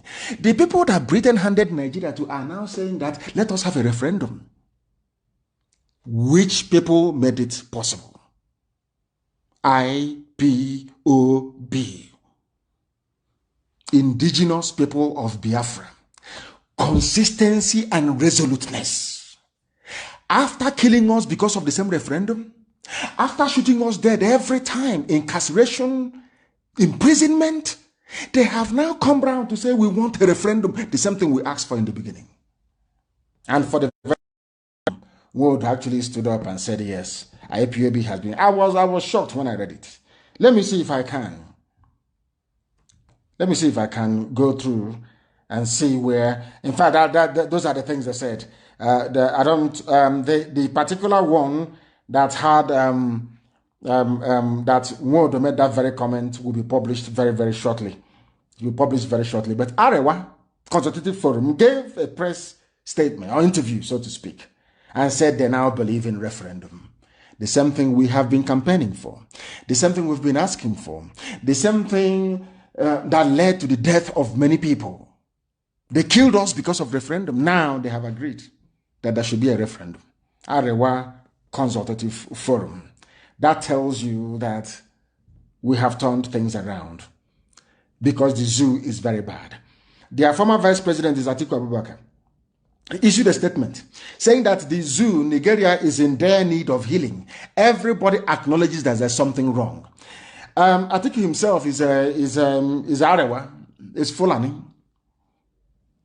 In fact, and for even those shouting for their Igbo presidency, you know that Atiku is coming out again, and that's the bye-bye to all of you, isn't it?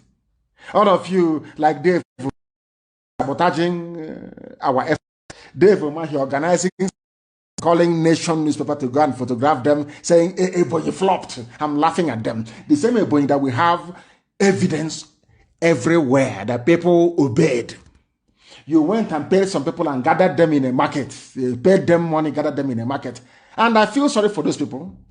I feel sorry for them. Because they are the ones that their villages are being attacked. You're the ones that your mothers are being cut into pieces. Under the watch of Umahi, and he has done nothing. Umahi has done nothing to protect any of you. He will pay you money to come out and open your shop in one place you congregate. He will call media people, Lagos-based media, to come and photograph you, saying, it is, if not for the love that I have for our people, for Biafra, I will allow Miyetti Allah to overrun the whole of Ebonyi State. To give as an example, to teach you people a lesson. I don't know how I can't even understand the way some of you behave. I don't understand it. Somebody will come and give you money. When Miyetti Allah comes, when Fulani terrorists comes, when all these people, headsmen, they come and they are killing you and raping you in the farm, will Umahi be there to save you? You start calling IPOB, saying, oh, they are here, come and help us. Why can't you people reason for once? What is wrong with you people? What is wrong with you people? This is an absolute shame, an absolute disgrace. I think he's saying that things are bad. And he said, I am appealing to separatist groups to lay down their arms in the interest of the nation. Which stupid nation, I ask Atiku? The one you joined in 1961? Which nation, I'm asking Atiku? Is it the one that Adamawa joined in 1961 as a result of referendum? Is it the one you're saying, I should lay down my arm? I don't have any arms. All I have is the truth that Chuko Kikabiama gave us, that we must preach. That's what we are doing. Why are you appealing? They said he also said force alone wasn't enough to defeat separatist agitations in Nigeria. And then the government should you have killed us at on board. They stop us. If you know that black people, they are not educated, they are not well read, they are foolish. Go through history from day one till now. The more you kill people who want freedom, the more you make their recruitment easier. Go and check through history. If you think that 1970 and said we shouldn't go into the bush to go and fight, because of that, if you kill, somehow we'll stop. You don't know who we are. You have no idea who we are. You don't know how prepared we are. This war, if you want it, can last 1 billion years if you want. One thing is certain: Biafra will emerge at the end of it. It doesn't matter what happens. It doesn't matter how many you kill. And moreover, you cannot kill something you cannot see. As I said to our people, very soon, mark it somewhere, very soon. You see that CNN that has been avoiding that Biafran flag, very soon. They will be using it as their headline every morning. Don't worry, you see what's going to happen very soon. You will see it. Killing us can never stop us. It never. Instead, many more will come out.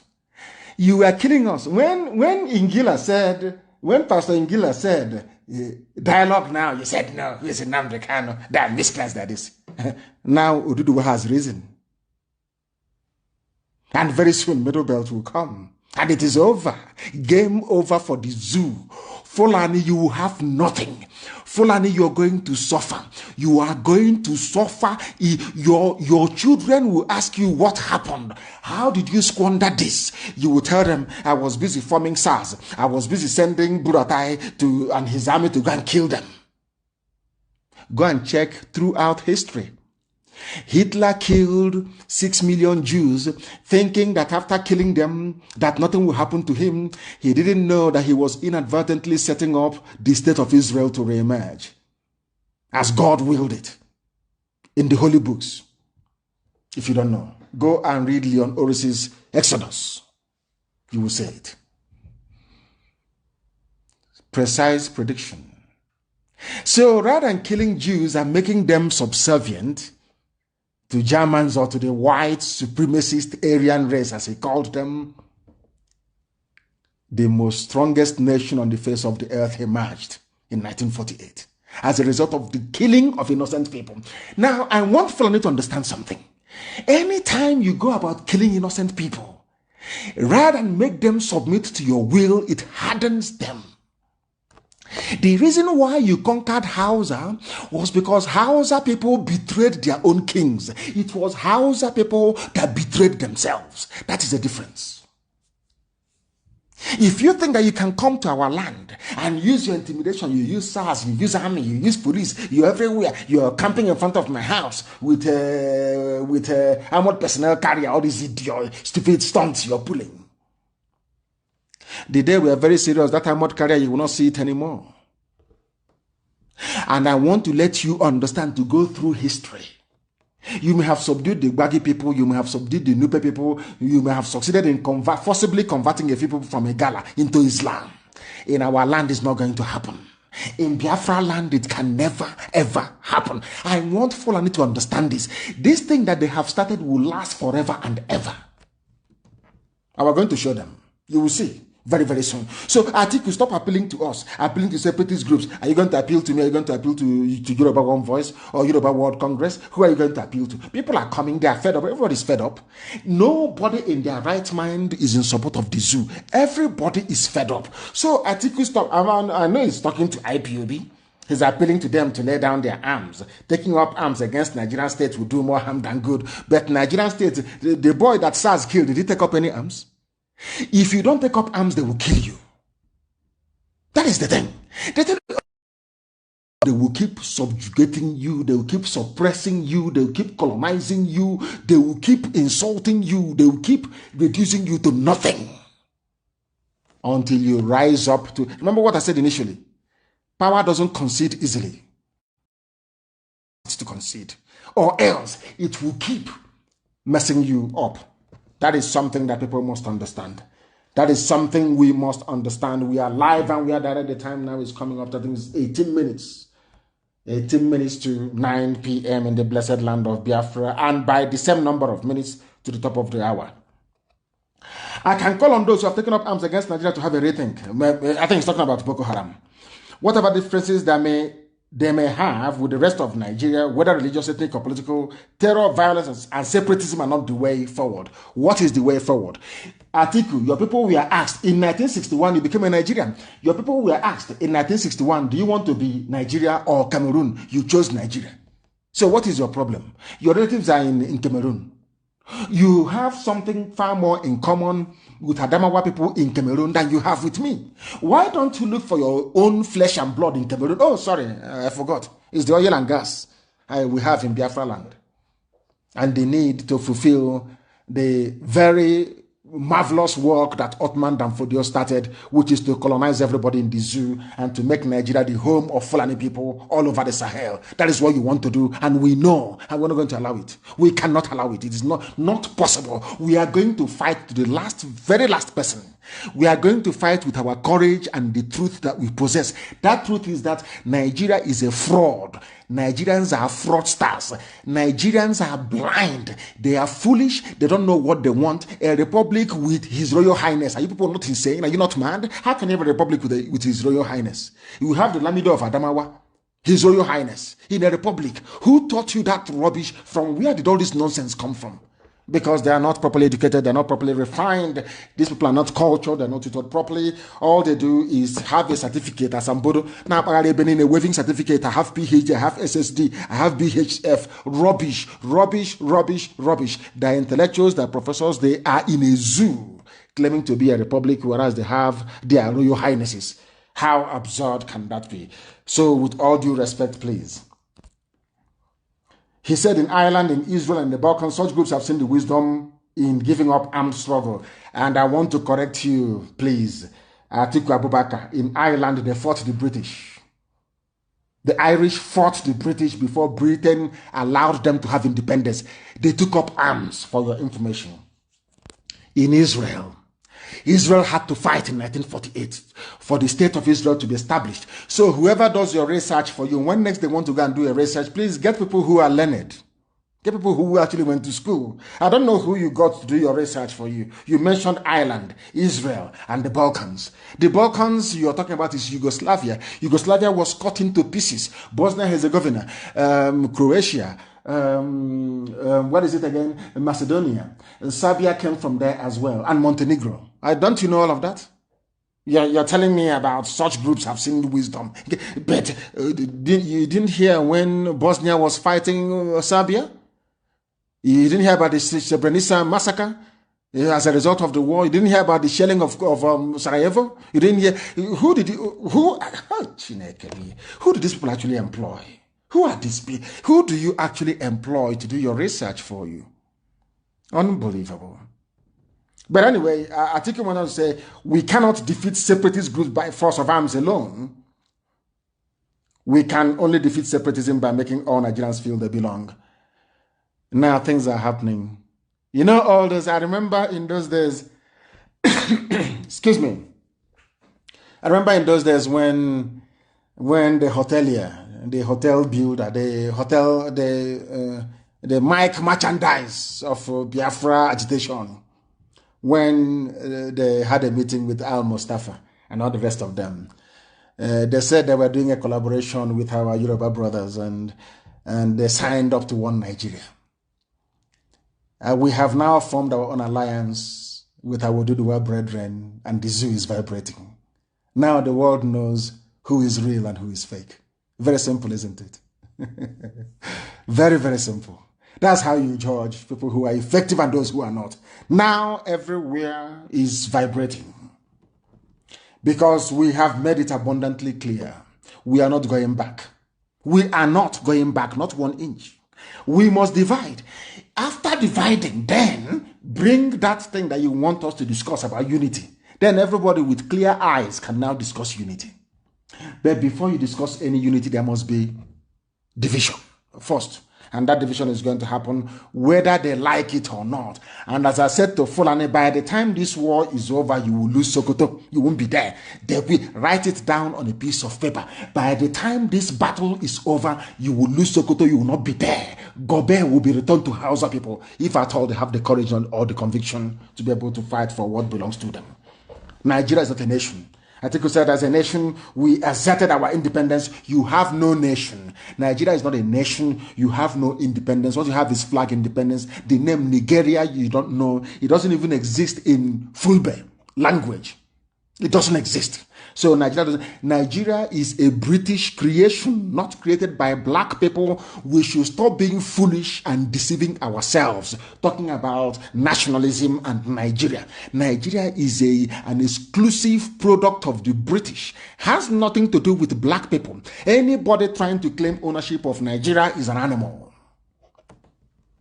Because those that created the zoo, that was what they had in mind. That is why we call it a zoological republic. That was what they have in mind. There will be no healing in Nigeria. Not now, not tomorrow, not ever. Until we go our separate ways. We must go our separate ways first.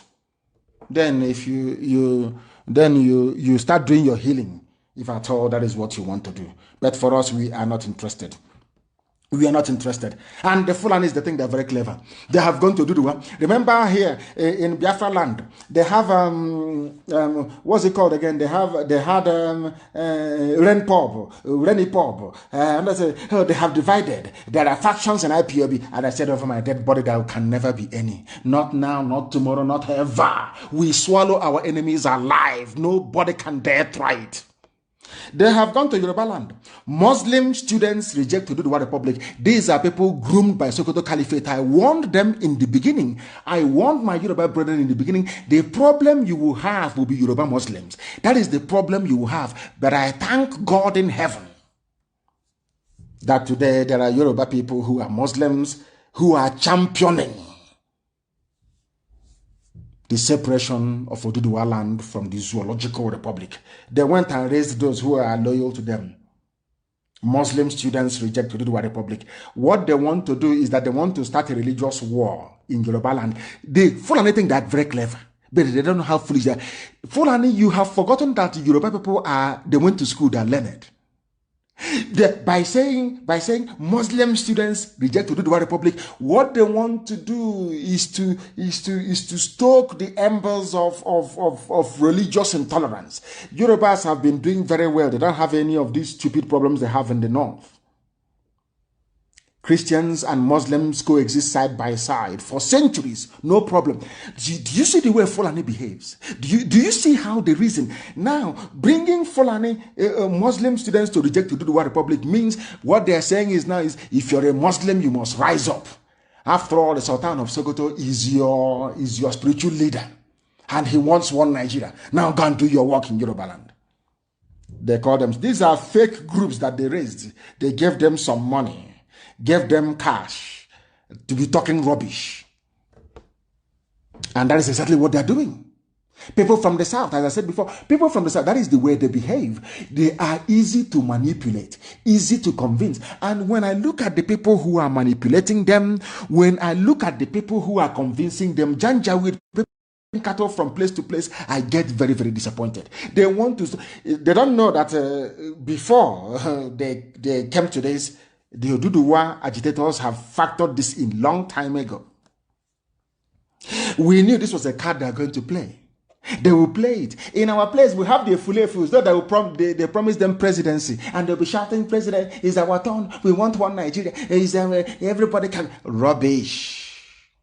And we ask them to learn from us. Anybody who does not support Oduduwa, you banish that person, regardless of who they are. Banish them. Over time, you win this debate against them, as we have done in Biafra land. You win it, as we have done in Biafra land.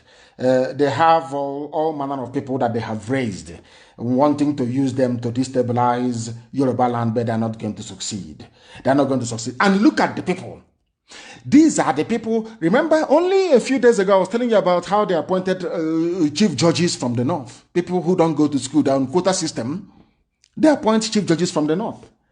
And do you know the funniest thing is that they have now gone, maybe they have seen Ngozi Okonjo-Iweala, angling to become the new World Trade Organization president or chairperson or whatever they call it. You know what they have done? The same Asorok, Aisha Buhari and her boyfriend, they nominated Fulani man, Ishak Bello, to go and become an ICC, to go to ICC, maybe to rubbish all the cases against Nigeria there. They want to be part of it. That's what they do. That's what Britain always advised them to do. If you want to be effective at lobbying, the best thing to do is to get your people to belong to those organizations that may give you headache. And one of them is ICC. Our case is there. The Shia, they have a case there as well, and many other people. And you know what Nigeria did? Nigeria now nominated somebody called Ishak Bello to go and be part of ICC. So to, of course, make the case files disappear as they do in the zoo. Now, I want to tell you what happened. He's a Fulani, he's from the north. They want to try us because Ngozi Okonjo-Iweala is here. People are doing very well.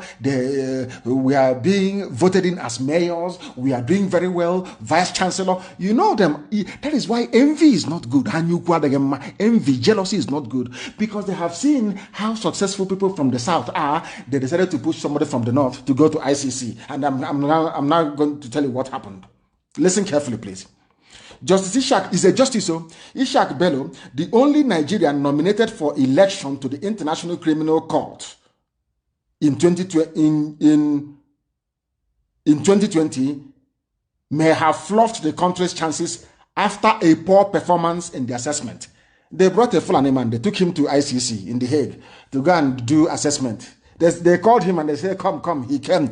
They asked him to sit down and he sat down. They asked him, what is your name? He said, Ishak Bello. And they asked him, do you know why you're here? He said he's come to interview. He wants to be a part of the International Criminal Court, the jury, the panel of judges that they have. They now said to him, is that all? He said yes. They now gave him a piece of paper. And they gave him a test, aptitude test. And he came last.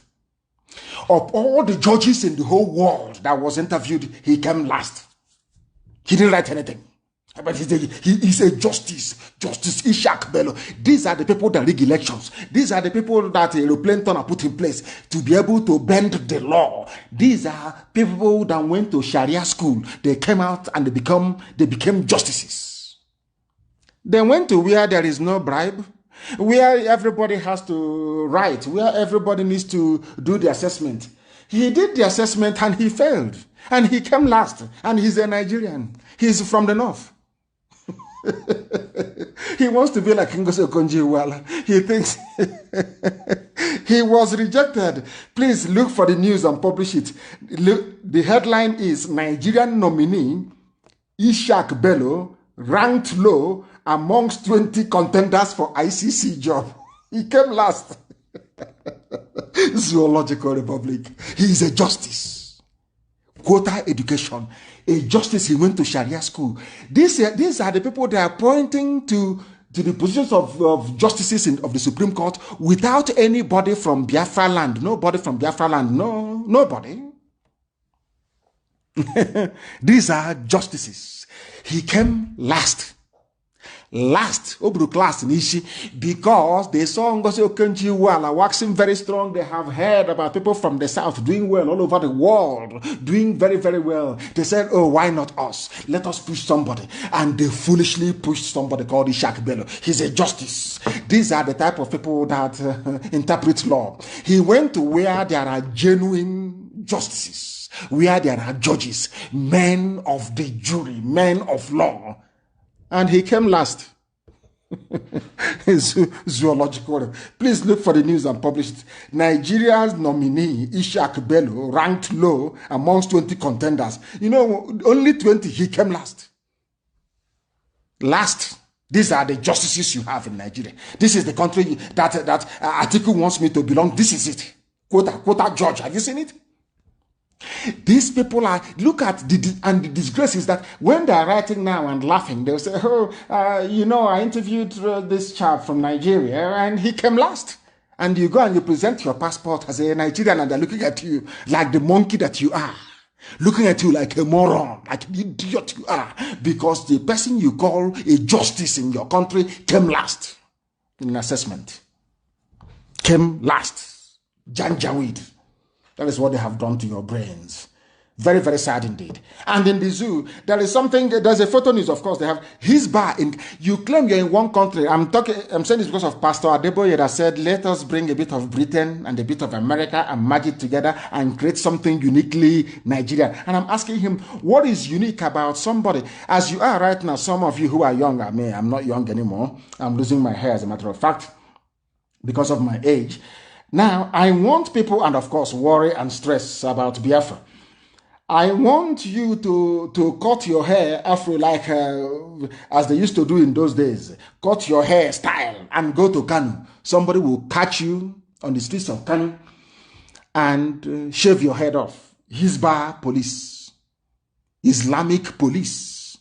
You claim you are a republic. You claim you are a secular country. Secular, that is the word, secular country.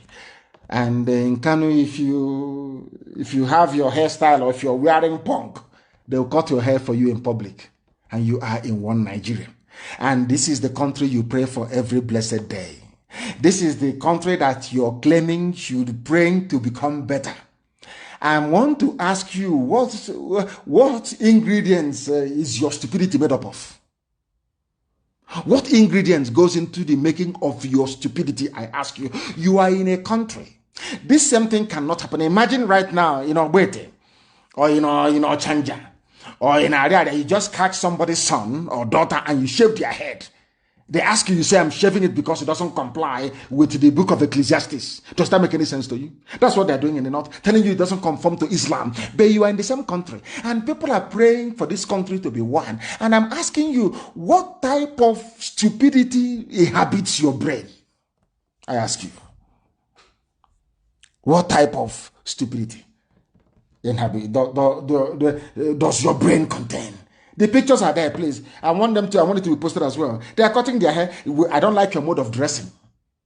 Even those in tricycle with pictures and they bag or decorating it, they say no, you can't have it. In a country that claims to be secular, in a country that claims to be one Nigeria, you can see that you are not the same. That was what I was trying to explain to Pastor Deboye, that we have irreconcilable mindset. Even forget about value system, forget about political structure, orientation, forget about anything to do with social affinity. No, not at all. Even the way we reason is not the same. It is not the same. How can you make a nation out of diverse people that can never, ever, ever be one? Not now, not tomorrow, not ever. That is something that you must understand. These are the things that are going on. And they said that Buhari, that is Yusuf Mohammed, has performed more than Obasanjo, Yaradua, Jonathan put together. According to Malami, Malami is supposed to be the Attorney General of the Federation. Attorney General, he's supposed to be independent. He is supposed to be, but he's weighing into politics because there is no president. Everybody is the presidency. All the cabal together, those of them that went and recruited Jubilee before he ran away, and Aisha now brought her boyfriend. Look at them. He is the Attorney General, a political statement promoting the government of the day, only in the zoo, and you are a republic. Shame on all of you. Shame on all of you. Very, very sad indeed. Very, very sad indeed. Yes, of course, Buhari has performed more than, or should I say, the presidency has performed more than Obasanjo, Yaradua. They are elections. At least in that, they are number one. Imo State is an example. That idiotic administrator of Imo State is an example. Trying to show that he's a Fulani boy now. He has arrived. He can convert Imo into... Of course, our people are some of them are very foolish and very dumb indeed. He was an idiot that paid one useless, wretched journalist to write rubbish. Sit at home, Imo State flopped. And I asked them, show me one video. Show me one picture. They couldn't produce any. Hungry, useless journalists that you have in the zoo. Wretched, wretched people. Yes, of course, they have performed more than Obasanjo. After all, APC is not a political party, but an amalgamation of interests for grabbing power. according to Ahmed Wambai, the ex-national vice chairman of North Central of APC. They know who they are. That is why things are absolutely horrible in the zoo. Of course, they have outperformed them in terms of trying to grab land from people. After all, under Obasanjo, under Yaradua, and under Jonathan, nobody tried to take the land of the people of Southern Kaduna and of Middle Belt. But under this very regime, that is exactly what they're doing. So, of course, they have outperformed them. Why won't they outperform them? In the buying of elections, outperform them. You are now building a railway line from the zoo to Niger Republic. Why are you building a railway line? For the simple reason that in Niger Republic, in a place called Maradi, there is Miriam Abacha University. And they want to build a railway line to connect it. That is how sad the zoo is, because people do not reason, because people do not think very well. Everything is in the north. Not everything you have is in the north, yet they are very wretched, they are very poor. They went for an interview and they came last. That is the nonsense that we are having in the Zoological Republic. And Dave Umahi is their slave, is their servant. Dave Umahi, the governor of Ebonyi State, is a Fulani slave, a certified Fulani slave, and is trying to do all he can to convert Ebonyi State into a Fulani emirate, and it is not going to happen, not in our time. There are some villages that Dave Umahi have mandated in Izi and Eza to bring out people tomorrow for the Nigerian army to kill. The names of the communities are Idembia Ishieke in Ebonyi, government of Izi, of course, and Umwezokoha in Eza North, LGA of Eza, both in Ebonyi State. They want to gather tomorrow. Dave Umahi asked the traditional rulers of these villages in Izi and Eza to bring out all their young men from 16 years upwards, because the Fulani people are complaining that they are not being allowed to camp in the forest anymore, that the young people are disturbing them and stopping them from camping in the forest. And now Dave Umahi wants to do what Herod did in the Bible, bring out all the male child for the Fulanis to kill and to be able to occupy our forests and our farms. That is what they are doing to identify IPOB family members. That is what Dave Umahi wants to see happen, and he has invited the army and the police. So we are warning all the traditional rulers in those areas that should anything happen to anybody, we would hold them responsible. Personally responsible. Dave Umahi is trying to hand over Ebonyi State to Fulani Janjaweed. He is doing it with all his might, all his power. He is doing all he can to convert our land into a Fulani emirate. And if you know Dave Umahi, tell him it is not going to work. Disgrace and shame shall befall him. Disgrace and shame shall befall Dave Umahi. That shall be his portion, because there is a place they have planned to gather tomorrow. They have planned to gather in Ebonyi, and Dave Umahi is responsible for this. He wants our people to be killed so that the Fulanis can take over. And I have told Miyetti Allah, get away from Ebonyi State. We will not allow you to have Ebonyi State. It's not possible. If you camp in the forest, you will be driven away from there. Dave Umahi, you are not going to be the president of Nigeria, not even the vice, not even ordinary foreign minister. You cannot be. Not now, not tomorrow, not ever. Dave Umahi, you cannot be. None of you Efulefu governors can be. It is not possible. You sabotage your own people. You brought Operation Python dance, the death of our people. You are not going anywhere. Have that in mind. Put that in your skull. And you cannot give Ebonyi State to Fulani Janjaweed Miyetti Allah. It is not possible. With that, we have come to the end of our program this very day. We thank you very much for listening to us. We shall reconvene, of course, on Wednesday. Chukwukika Biama willing. Because of the work we are doing, everybody has now woken up. Everybody is now live and awake. Even Facebook, they have given up. They have suppressed us to 5.9. Now we have gone back to 7.4. That is the way it is. Because they understand how relentless we are, how resolute we are, how determined we are, how unstoppable we are. Do you know the reason why we are the way we are? We are this way because Biafra is our religion. And here on Radio Biafra is where we worship, because Elohim Chukwukika Biama Premihenina is our God. From the bottom of my heart, with every love that I can muster from me, from here, good evening.